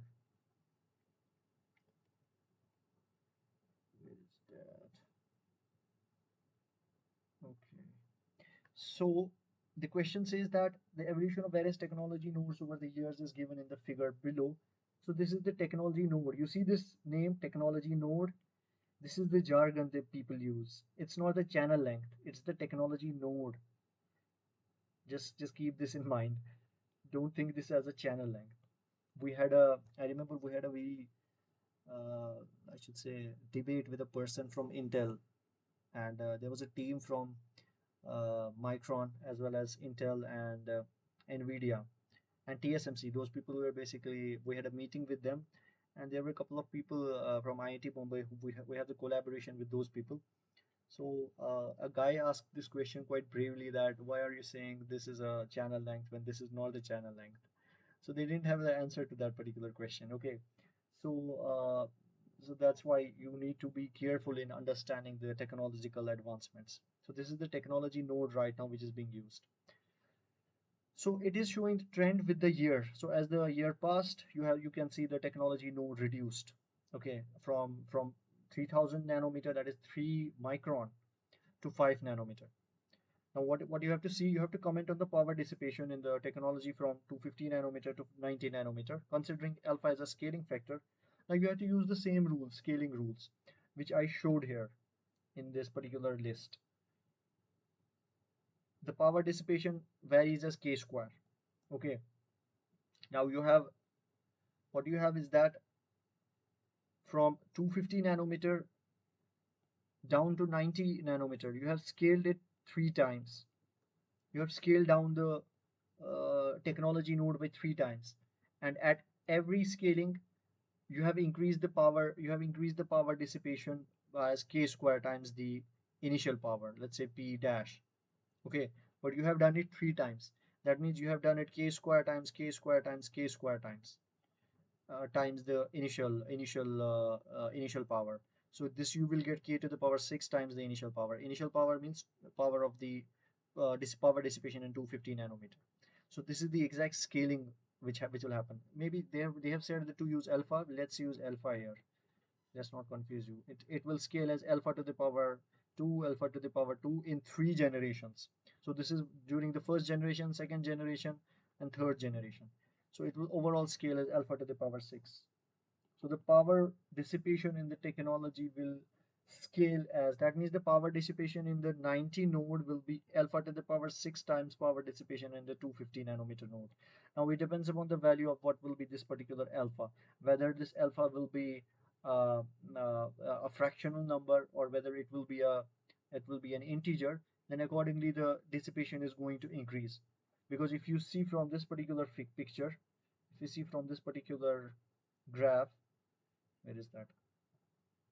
If you see this from particular graph, if you go on increasing the particular value of k, then let's say if alpha is equivalent to 2, then you will see that p of 90 will be equivalent to 2 to the power 6 times p, or p dissipation of 50 nanometers. That would indicate the power dissipation of the 90 nanometer will be much more greater than the power dissipation in 250 nanometer. It would, in other terms, because IDS is increasing by a much greater factor, because you are also changing W by L by the same factor. So I square IDS square into resistance losses are going to increase, which is the power dissipation, I square R losses. So accordingly, even the capacitance is going to change, and that's going to have the impact on the power dissipation in the technology nodes. Okay, so what is the other question here? You have to consider on the gate capacitance. You comment on the gate capacitance per unit area in the technology, and consider alpha factor scaling down on the technology nodes. So you have to now comment on the gate capacitance per unit area, which is the gate capacitance, which is, oh god, which scales as C ox divided by alpha. Okay, so C ox, right, let's consider it like this. So the oxide capacitance for 90 nanometer will be equivalent to oxide capacitance of 250 nanometer divided by alpha. It scales by 1 over alpha. And because you have three generations scaling, you have scaled from 250 to 90 by going through 3 generations as per this particular plot, then you will be having 1 by alpha times 1 by alpha times 1 by alpha times scaling, and this you will get 1 by alpha cube. times the COX of 250 nanometer. COX 90. This will be the scaling of the gate capacitance or the oxide capacitance, whatever you may like to call it.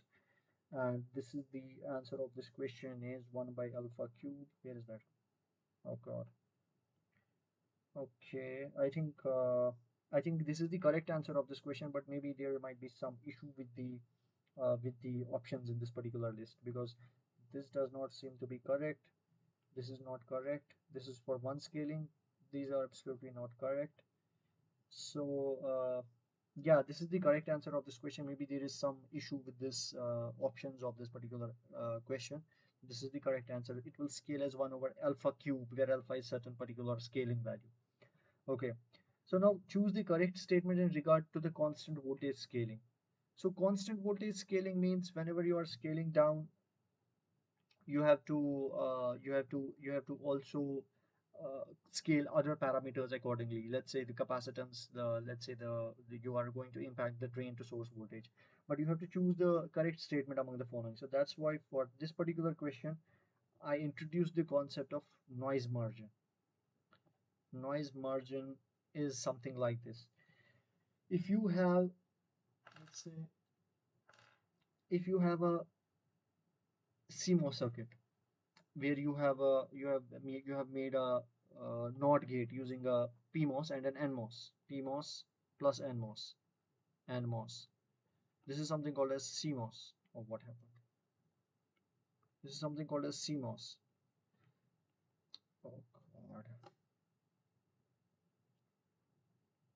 So you know that you can make a NOT gate using this particular configuration by just tying the gate ends. Now, whenever you this would be a very good discussion. Whenever you give a high output through the NOT gate, you get a low output, just like this. You give high, you get a low output here, a low output. This is 1, let's say 1 and 0, we consider high and low. Now, what is the noise margin? It is actually, let me just be specific.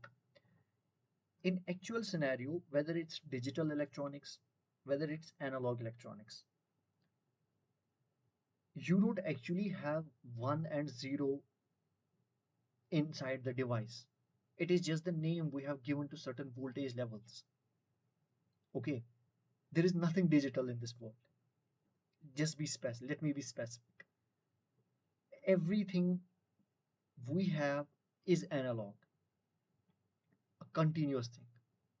Nothing is discretized.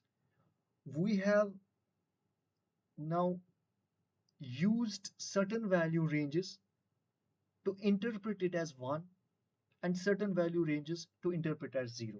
Otherwise, there is not a clear distinction between a 0 and a 1 inside the particular transistor. There is nothing like 0 and 1. These are just voltages.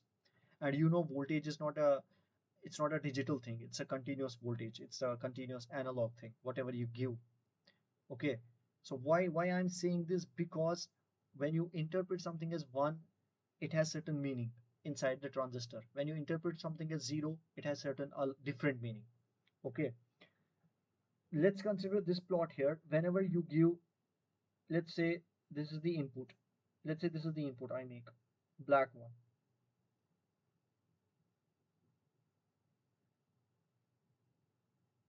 This is the input voltage. You see, when I am giving the input voltage, it's rising and it's reaching to the maximum. But what is happening to the output voltage is something like this. This is the characteristic. This is the NOT gate. You give a lower voltage, you will get a maximum peak voltage. You get you the as the input will reach the maximum, the output will reach the zero zero voltage. Now, what is 1 and 0 in this case? Okay, let me just draw it. Basically, I've drawn it on the same plot. It's not to be drawn on the same plot because this plot basically is the V output versus the V input. So as the V input is increasing, the V output is dropping to 0. At V input equals to 0, you have the V output as maximum. At V input equals to maximum, you have the V output to be equivalent to 0. So this is V output versus V input. But actually, I needed to draw something like this. If this is, let's say, V input versus time, and if V input looks something like this, then if V output is shown in the black, then V output will look something like this. This is the timing diagram basically. This is the timing diagram of a CMOS, or I should say a NOT gate. So whenever the input is low, the output is high. Whenever the input is high, the output is going to be low. This is the actual timing diagram. But this particular plot is the V output versus the V input. Now, why do we draw V output versus the V input? Because we want to define certain quantities which is called as noise margin. Noise margin is the level of noise, or the level of voltage level, beyond which a voltage will be described as 1, below which it will be described as 0. That means these ones and zeros are just the range of voltage levels we have defined for a transistor. There is nothing like a discretized one, or a on state of a transistor and off state of a transistor. It's just the voltage range we have defined. Just like if you have let's say this particular transistor is on in this state, and then it's off in this particular state, then we have to decide what range of values we want to define as 1, because you see this, until this particular point, the transistor will be on, and below this particular point the transistor will be off, and this particular middle region is the intermediate state. That we don't the transistor is neither on neither off, it is just transitioning from on and off state. So you see now there is a distinction. This we consider as 1, this we consider as 0 in the digital electronics. Otherwise it's actually a range of voltage levels. Okay, so that is what basically is this particular plot showing. You have the output characteristics, you have the input characteristics. If you have if your output is going from high to low, you define a range. Okay, if your output is going from low to high, you define another range, something called as let's say something called as noise margin NML minus. NML is for the NML is called as low noise margin, is when the output is going from low to high state, and NMH is when the output is going from high to low state. So these are just the range of the values, which is VIL minus VOL, which is the difference between these particular regions. Okay, let's say this is VOH, let's say this is VIH, and let's say this is maybe VIL, and this is VOL. So this is the exact representation of the conversion of the analog signal to the digital signal. There is nothing digital; it's all analog. So whenever the voltage range of a transistor falls in this range, we have programmed it in such a way that we interpret this voltage range as 1, and whenever it will fall in this range, we will interpret it as 0. That's it. That is the 1 and 0 of the transistor. It's nothing else. And whenever the voltage range falls in this range, middle range, it is a confusing state. We don't know what to do. We don't know how to interpret it. It's I should say it should not stay at this particular range for a longer period of time. So that is why the sharper this red line, the better is for us, because it will be a sharp transition. It will be a transition like this. Sharper this transition, better it is for us to define these particular ones and zeros, because it will be easier for us to define 0 and 1. We can easily define this as 1, and then we will define this as 0. But if there is any slope in this, that slope is going to degrade our interpretation of the ones and zeros. And what is going to happen is that a circuit will not be able to recognize whether it's a 1 or a 0. And if it's not able to recognize, then your all of the data will be corrupt in a CMOS, whatever it's flowing, whatever it's, you are looking at the screen right now, ones and zeros. whatever you're looking at is right now are these voltage values being interpreted by the transistors, these voltage levels interpreted by other devices which we have programmed. Okay, so we want this to be sharp as possible in order to interpret this as 0 and 1. So that is the particular question about the noise margin. It says that in this, what is the question, choose the correct statement in the regard to the constant voltage scaling. So whenever the voltage scaling is done, whenever the scaling is done, what happens is that the supply voltage is usually kept constant in order to maintain the high and low noise margins. What does this mean is that you want to maintain these particular NML. Oh God, what is happening to this? You want to maintain these NMH and NML values in order for the interpretation of the zeros and the ones. Even if you do scaling, you don't want to mess up with the V output versus V input curve of a transistor. Okay, so this is the exact thing which is used by the circuit designers, and they ensure that there is clear cut distinction between ones and zeros. Whenever the values is between this, it is interpreted as one. Whenever its values is between this, it's interpreted as zero. And and this is a mixed state. We don't know what to do in this particular state. It's a confusing state. Okay, so we want this particular thing to be to maintain. Okay, and the both supply and threshold voltage are increased. No, you never increase both threshold and supply voltages. And the threshold voltage is kept constant in order to maintain the high on and off ratio. On off ratio is basically the current flowing through the device when it's off on, and current flowing through the device when it's off. This ratio is approximately for normal CMOS transistors approximately of the order of 10 to the power 6 to 10 to the power 7. That indicates that there should be more current flowing in the channel when it's on. More the current, better is the ion off ratio. Okay, better you will be able to predict the ones and the zeros, and it will be better for the device, because in the off state you definitely want the current to be zero. Okay, if this is the semi-log plot of the drain current versus the gate voltage, if these are some certain values, 10 to the power minus 9, 10 to the power minus 8, 10 to the power minus 7, 10 to the power minus 6, this is a semi-log plot, 10 to the power minus 5. Then if you see that this is the, let's say this particular value is the threshold voltage. Okay, and you see that at this particular, at the lower end of this, let's say less than threshold voltage means in this region this is off current. Okay, this all is off current. Let's say off current is 10 to the power minus 9, and what will be the on current? Above this particular, everything is on current. Let's say this is on current. Let's say this is 10 to the power minus 4, 10 to the power minus 4. So if you take the ratio I on divided by I off, it will be 10 to the power minus 4 divided by 10 to the power minus 9, approximately 10 to the power 5.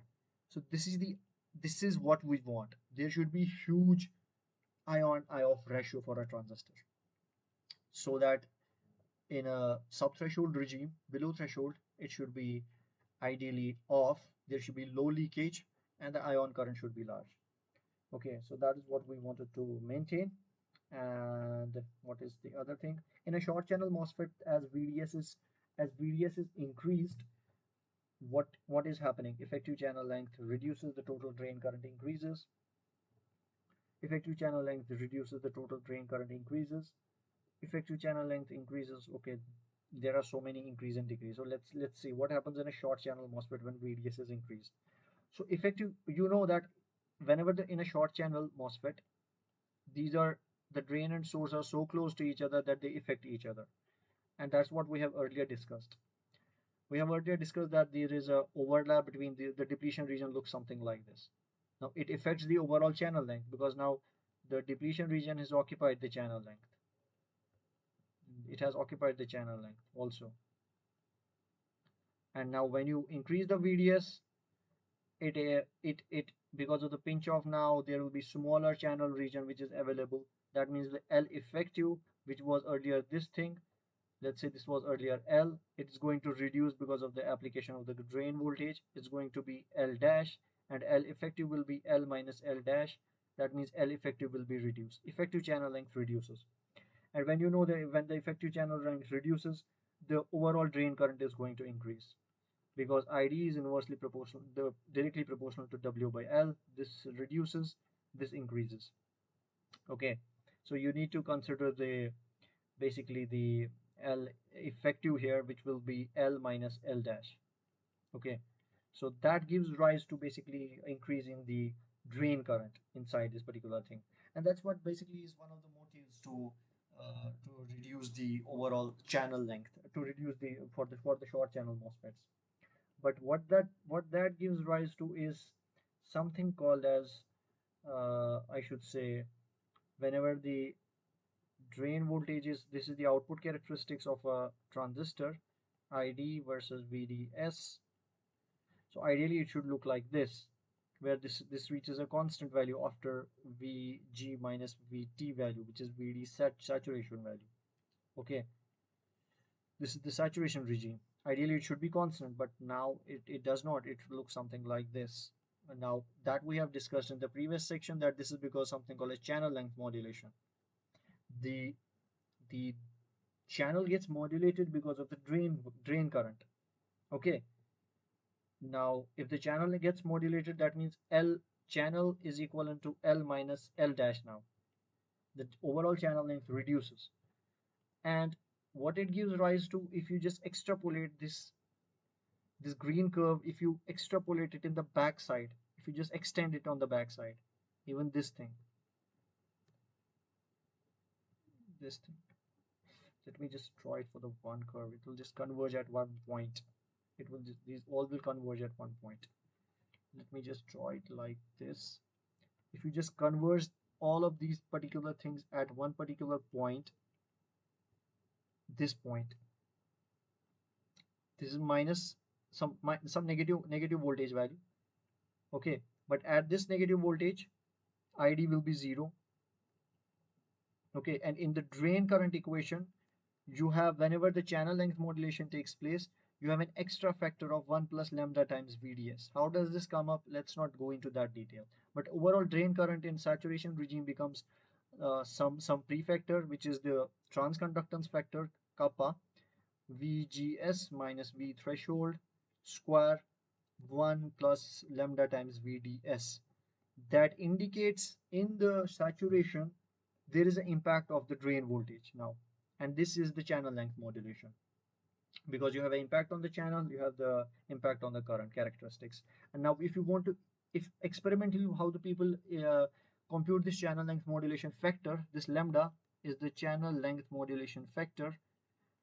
They compute these output characteristics, and then whenever they plot it, they fit the straight line to this particular curve and see where it intersects the negative VDS axis. Because at this particular point, the IDS will be 0.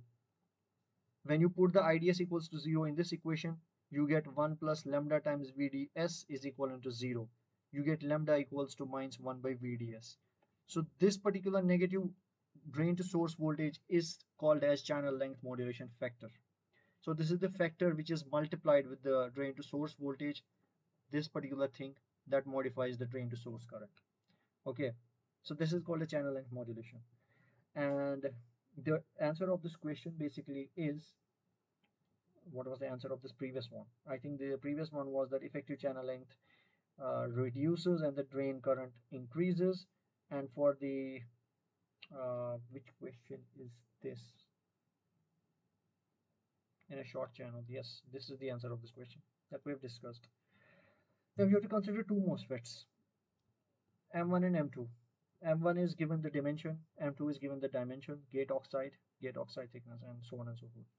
The electron diffusion length is 1 micrometer. Okay, and choose a correct option. You see that the in the M2 device, the length is smaller than the electron diffusion length. That means M2 is going to be a short channel device. We talked about the diffusion length and the ballistic lengths. That thankfully I discussed about it, but I didn't know there was such a question.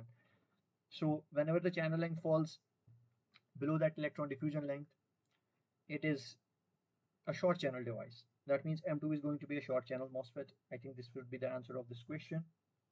And what is the other thing? And M1 is a long channel device, long channel MOSFET.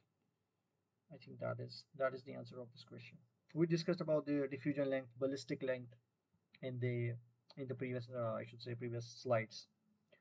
So now another question is the measured IV of a short channel MOSFET is shown to scale in the following figure. If the channel length is tripled, choose IV characteristics. Whenever the channel length is tripled, you will see the current will reduce. In which case is reducing? This should not be the case. I think this is the opposite. Maybe not. So whenever the channel length is tripled, you know that IDS is inversely proportional to W by L. If L becomes 3 times L, the IDS will decrease, reduce by that similar I should say factor, which is 3 here. Okay, but one more thing to note here is that because this is ID versus VDS, that means these particular values are the VD sat value, which is equivalent to VG minus V threshold. Okay, these particular values. So when you let's say go on increasing the overall drain to source voltage in a long channel MOSFET, you will see that overall the current is going to remain constant. There will be no CLM effect in the actual ideal scenario. But what is going to happen in a short channel device? There will be CLM effect. That means after saturation, the current won't be constant. That means these two options, this cannot happen because here they have shown this to be constant, and they have shown the mode current for the red one. Okay, and this cannot also happen because they have shown the particular thing to be constant. So the only reasonable option looks is the option A, where for the long channel it looks the drain current is constant. For the short channel, the drain to source current increases, which gives rise to basically something called as output impedance. Okay, there's this particular slope. All right, I think that is it. Then let's try to finish it. Okay, what's the time? Choose the correct reasoning for your answers in the previous question. So we have to basically choose the reason. What is the reason for the previous answer? The current for a long channel MOSFET saturates as the short channel compared to this is correct. It saturates. The current for the long channel MOSFET after entering the saturation regime saturates. But for a long channel, long channel, for the short channel, it goes something like this. Okay, the current for I think this is the answer of this question. The current in a long channel follows the square law. The square law is this thing VGS minus VTH square, IDS proportional. This is only followed for the long channel device. For the short channel, I told you that IDS varies as VGS minus VTH square 1 plus lambda times VDS. Okay.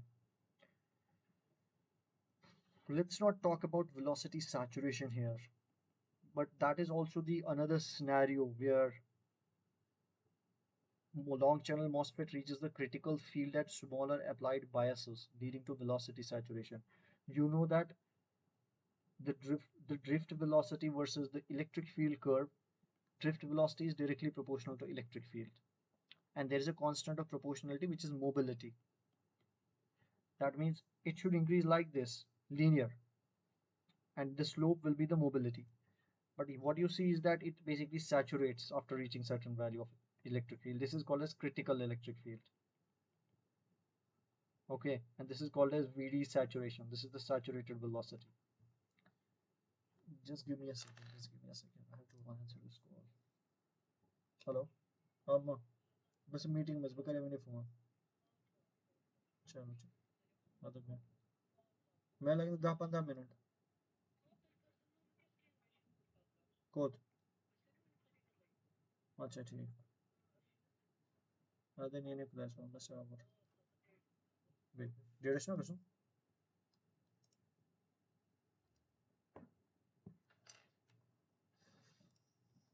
Okay, so what we were discussing is that we have a saturation of the VD with the drift velocity of the electrons at a certain high electric field, because again the reason and the logical explanation goes same. At higher critical fields, higher fields, the scattering becomes so huge that the velocity is not able to increase for the electrons, and you see a saturation in the drift velocity.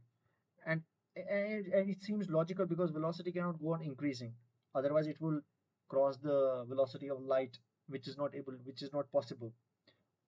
People would think that if you increase the electric field, we will increase the drift velocity. That's not going to happen, then it will cross the velocity of light value.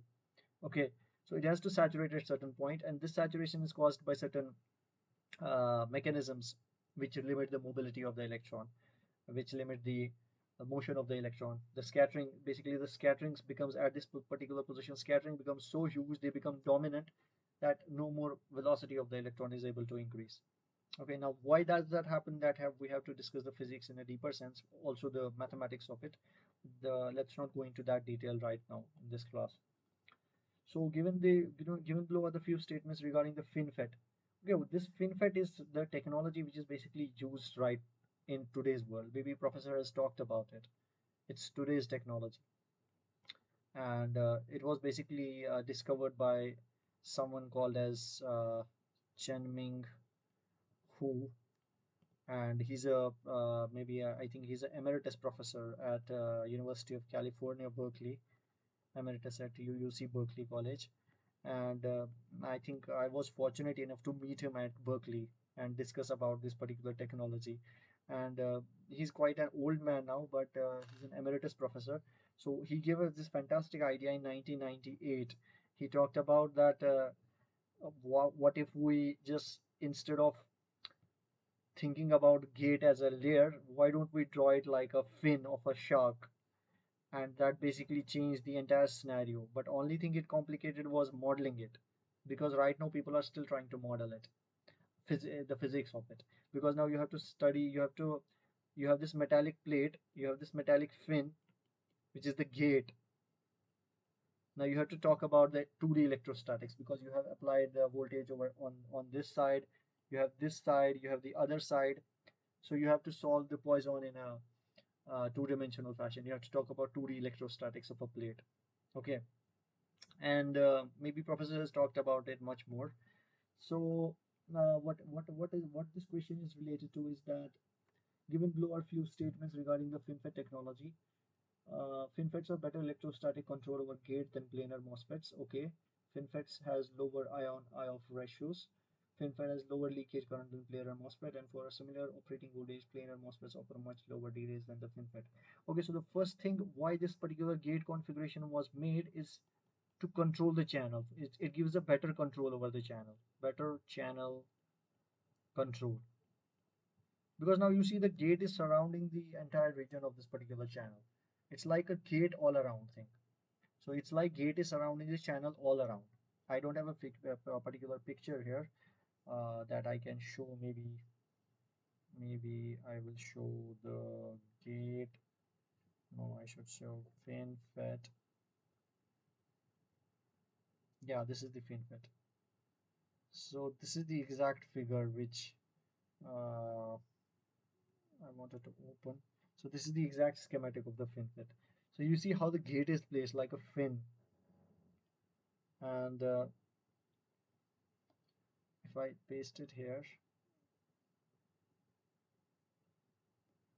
so this gives a when the gate is placed like a fin in this, and the channel is this green region in the middle of the fin, inside the pink region. So the electrons are flowing inside this channel, which I cannot show here because it is totally covering the channel region. So you see the gate is surrounding the channel entirely on this side, and at least on both of the sides, and then on the top side. So now you have the more control over the channel. Okay, electrons are moving in this direction. You apply the gate voltage at this particular region that induces the channel throughout. Okay, because now you have a metallic structure which is surrounding this particular thing, and this is called as fin. So you have lower leakage definitely than the planar MOSFETs, because there is I should say not not much of the leakage charges flowing into the gates. It has certain different reasons. I won't be discussing those reasons right now here because we are running out of time. And what technological node is currently being used in the Gen 8 processors? It is TSMC 4 nanometer. I don't know why this theoretical question is there. I think professor has discussed about it maybe. So this is the technology node, not the channel length. Again, I'll be highlighting this point again and again. And maybe Samsung, no, this is the exact the technology node being used by the Snapdragon Gen 8 processors. So you see Snapdragon Gen 8 processors, when was it launched? And at that time they talked about the 4 nanometer technology node. So that clearly indicates this is not the channel length. Okay, channel length is still larger than this particular technology node. Okay, so all right, we are done with the today's session. I was not able to explain the fewer last part of the questions because I thought of ending this session earlier because I was not feeling well, but still it got extended to 2 hours. I don't know why this happened, but let me just try to end this session over here. And I had few things to discuss. Maybe the velocity saturation effects I have not discussed. Let's try to discuss it in the next session, or maybe someday I will take an extra session. Okay, so we will I'll try to wrap up this thing and try to end this session. If someone has any questions, maybe you can ask, or you can keep the questions today because I might have to. Sir, next class will be on Tuesday, sir. Oh, it'll be same. It will be what will be the next class? It is on 12th, right? 12th October. Okay, sir. Then there will be final class on the 19th October, and yeah, that will be it. Maybe there might be extra session, but I guess maybe some of the TS might take extra session, but I will see. But today I was not feeling definitely quite well. Oh God, I have so many questions, but I'm not going to answer these questions today in this session because right now I'm not feeling quite well. But I'll keep these questions. I want to discuss them next session definitely. If time permits, please consider these questions, or shall I ask you Okay, sir. why are hot electrons? Okay, let me just briefly ask them because I like to answer these physical questions. They're related to the physics of it. I think maybe I'll take some of the questions. What is this? Why are hot electrons called so? Hot electrons means highly energetic electrons. Whenever the energy of an electron increases, it becomes hot, and hot basically is related to temperature. So whenever you consider the electron energy, you can convert the energy into temperature. Electron energy is basically kb times TE. This TE is called as electron temperature. Electron electron temperature. Okay. Oh God, what is happening to this? I don't know.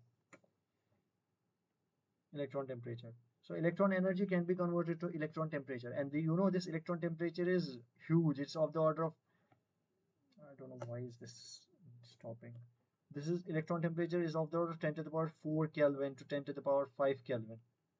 But this is electron temperature. It's not a temperature of the material inside. What this concept is, you need to study about the condensed matter physics of it. I should say there is something called as Fermi temperature, Debye temperature, electron temperature. But you can just simply consider temperature as a part of it's an energy. You can convert energy to temperature by multiplying with the Boltzmann constant. So if the energy increases, the electron temperature is increasing. Electron temperature means it's becoming hot electron. So that's why it's called as hot. So it's hot, very high, huge temperature. You mentioned that there is electron pair generation, but don't we see recombination through this process? Electron pair generation. Yes, recombination can also definitely take place. Definitely, recombination generation process. They go hand in hand. Whenever the recombination generation takes place, it's followed by the recombination. Okay, so the recombination. That's why in the diffusion equation you always have generation. You always have plus generation minus the recombination term. because this increases the electron carrier concentration, this reduces the carrier concentration. Okay, so they go hand in hand. Could you explain parasitic BJT action in the short channel MOSFETs? What is parasitic BJT action? I think that you are talking about this thing which I have left in this session. Then there was a reason, this particular thing. There are certain capacitances in the MOSFET which occur because of the junctions, because of the regions. Just like this junction capacitance between source and the body, junction capacitance between drain and the body. There is the gate to source capacitance, gate to drain capacitance. Okay, then there is capacitance because of the overlapped drain and overlapped source. So all of those capacitances basically come into picture, and I have not basically discussed these particular things here, and I'm going to omit that. Please explain the parasitic BGT action. Why is Giddle undesirable in MOSFET? Giddle is undesirable because gate induced, it is the leakage which is induced by the drain. Okay, drain should only invert the channel. It should not make the current to flow. It is just there for the capacitive coupling between the channel and the gate. Once the gate induces the channel, once the gate inverts the channel, thereafter it's the job of drain to make the current flow. It cannot it cannot make the current to flow. Okay, the Giddle process. Where we define the Giddle? Where is this Giddle? Where we defined? I think this was Giddle. I think this was Giddle. Okay, so this is definitely an undesirable process. You don't want this particular band-to-band tunneling to happen in this particular regime, because you will get extra electron hole pair generations. And what does that mean? That means your threshold voltage is going to swing. Whenever you have extra charges which you don't want, which are undesirable, you have the threshold voltage swing. That will swing the other parameters as well, whatever depends upon the threshold voltage. Okay, even if your threshold voltage gets swing, your, I should say, the interpretation of ones and zeros is gone. You no longer have that in particular interpretation, because when you interpreted 1 as a 1, you said that it was 1 because the gate voltage was greater than 0. Then you can interpret as 1. The gate voltage was greater than threshold voltage. If your gate voltage is less than threshold voltage, ideally you should be having 0. I should say you should be having off state of the transistor. A single transistor I'm talking about, single MOSFET. I'm not talking about the NOT gate. Ideally, whenever the gate voltage is there, you should have the inversion of the channel. But if the gate voltage is not there, you should not have the channel there particularly. Okay, that's the particular concept. Why does the parasitic gate source capacitance come into play only at high frequencies? Where that's what again boils down to this particular figure. Why does the parasitic gate to source capacitance come into picture only at high frequencies? See, we have not basically explained many of the phenomena in this device. You see, if you remember about MOS, I should say, going into the details of this, but if you remember the MOS, you draw its CV characteristics. Oh, not like this. And you said this was for a low frequency, this was for a high frequency. This is for a MOS. But when you draw the CV for a MOSFET, include source and drain, when you draw the CV, you only have this thing. You only have LFCV. You don't have HFCV in MOSFET. The reason is because these charges are there to respond now. You don't have this in MOSFET. This is absent. You have this particular CV even at high frequency. So LFCV is equivalent to HFCV in MOSFET. But in MOS, these are two different things. Okay. Maybe you should think about why I'm telling you this, because I've discussed about it in terms of how the charges respond, why the LFCVs goes back to this range, why HFCV is lower, charges which are generated by generation mechanisms. Okay, charges which come because I discussed about the Maxwell relaxation time. maybe give you a little bit thought about it, then you will understand why it comes, because at only at the high frequencies. Okay, but this is the actual I should say explanation, or the correct path to understand this particular problem. But I have to go further deeper if you want to understand these particular phenomena. We have totally neglected this particular phenomena. We have not talked about the CV of a MOSFET here. We have talked about the CV of the MOS. Why do we have more prominent gate leakage currents at high frequency? Again, the high frequency is something we are not discussed about. Why do we have more prominent gate leakage current at high frequencies? Again, this will be because of the source and the drain regions. Well, you're talking about the gate leakage. Okay, so basically you have the oxide here, and it has certain permittivity value, epsilon ox. You know, this permittivity is actually a frequency dependent quantity. Okay, and it varies as a function of frequency. Permittivity is basically how those dipoles inside, how those charges, bound charges inside the oxide are going to respond to the electric field. Okay, I told you that electric displacement vector is electric permittivity times the electric field plus some polarization. Okay, so if you have a black box, if this is the input is the electric field, you have the output as electric displacement vector, then the output is basically some function epsilon times the electric field. This is the response of the system, and plus the polarization is the if there are internal charges which got polarized. But this shows you the how the internal charges are going to respond to the time varying field. All of these quantities are time varying functions. When they are time varying, they are frequency dependent. So now you are varying the Sir, frequency. dielectric field, sir. Yeah, it's the same dielectric, the dielectric material I'm talking about. So that's the oxide. So the epsilon ox is basically a frequency dependent thing. So maybe that will give you a hint about your answer. Okay, because we have not discussed about these things. These are certain high level things which may be discussed in advanced courses. So that's why I'm omitting. But I am giving you a solid hint and solid, I should say, up to 90% of the answer of this particular question. Is it advisable to use a digital inverter as an amplifier by choosing operating point in the transition region? Why would you use a digital inverter as an amplifier? First of all, MOSFET is a very bad amplifier. Several reasons: input impedance, other things, and it's not mostly used as an amplifier. It's mostly used as a inverter or a digital in a digital circuit. For most of the amplification purpose, you use maybe uh, a power amplifier, something like you use a even still BJTs are used for the amplifier purpose. BJT is a quite I should say classic amplifier. It makes a good amplifier, or certain structures like MIM diodes, not the diodes. Diode cannot amplify a signal, but certain modifications of that. Definitely, you should be having a three-terminal structure to amplify a signal. Two-terminal structure cannot amplify a signal, and uh,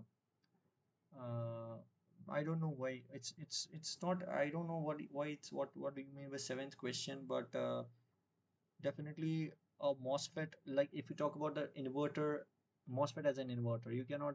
It's very.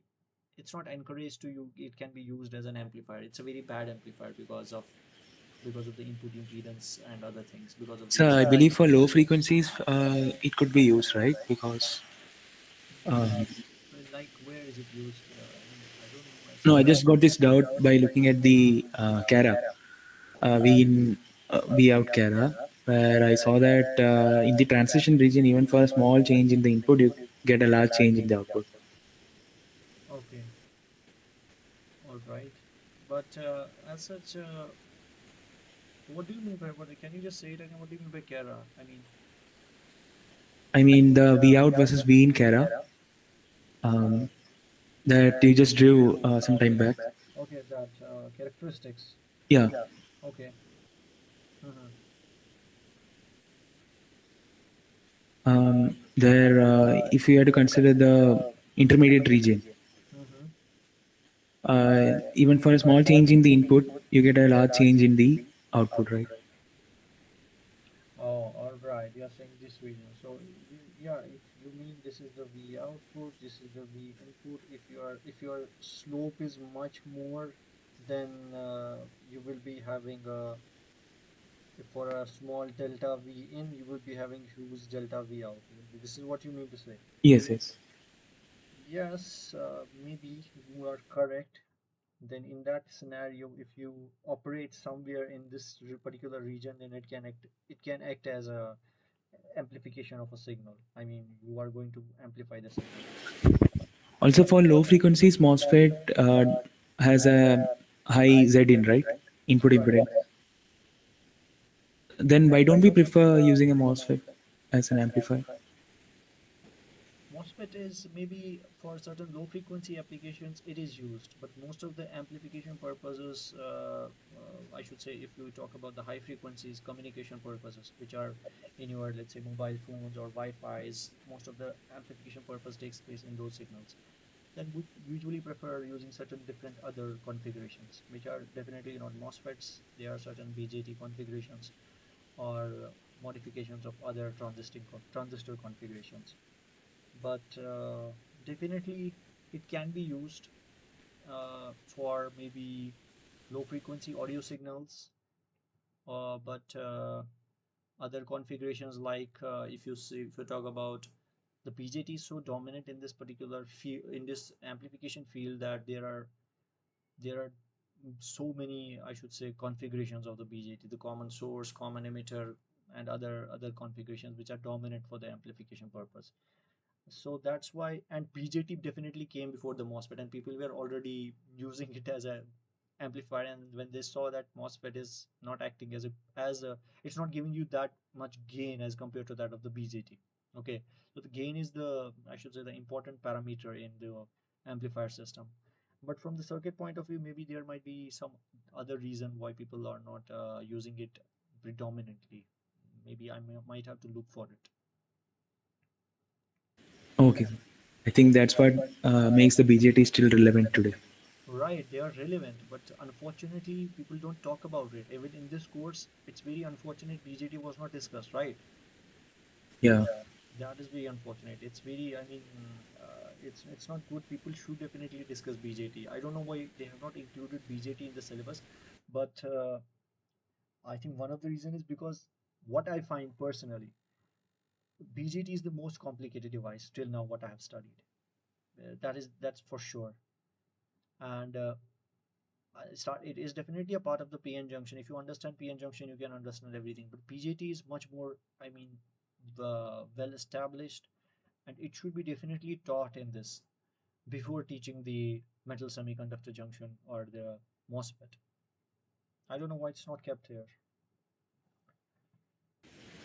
Thank you, sir. Thank you for taking up the questions. Okay, thank you. Any other question so that I will be ending the session in next 2 minutes? Thank you, sir. Thank you for attending the session.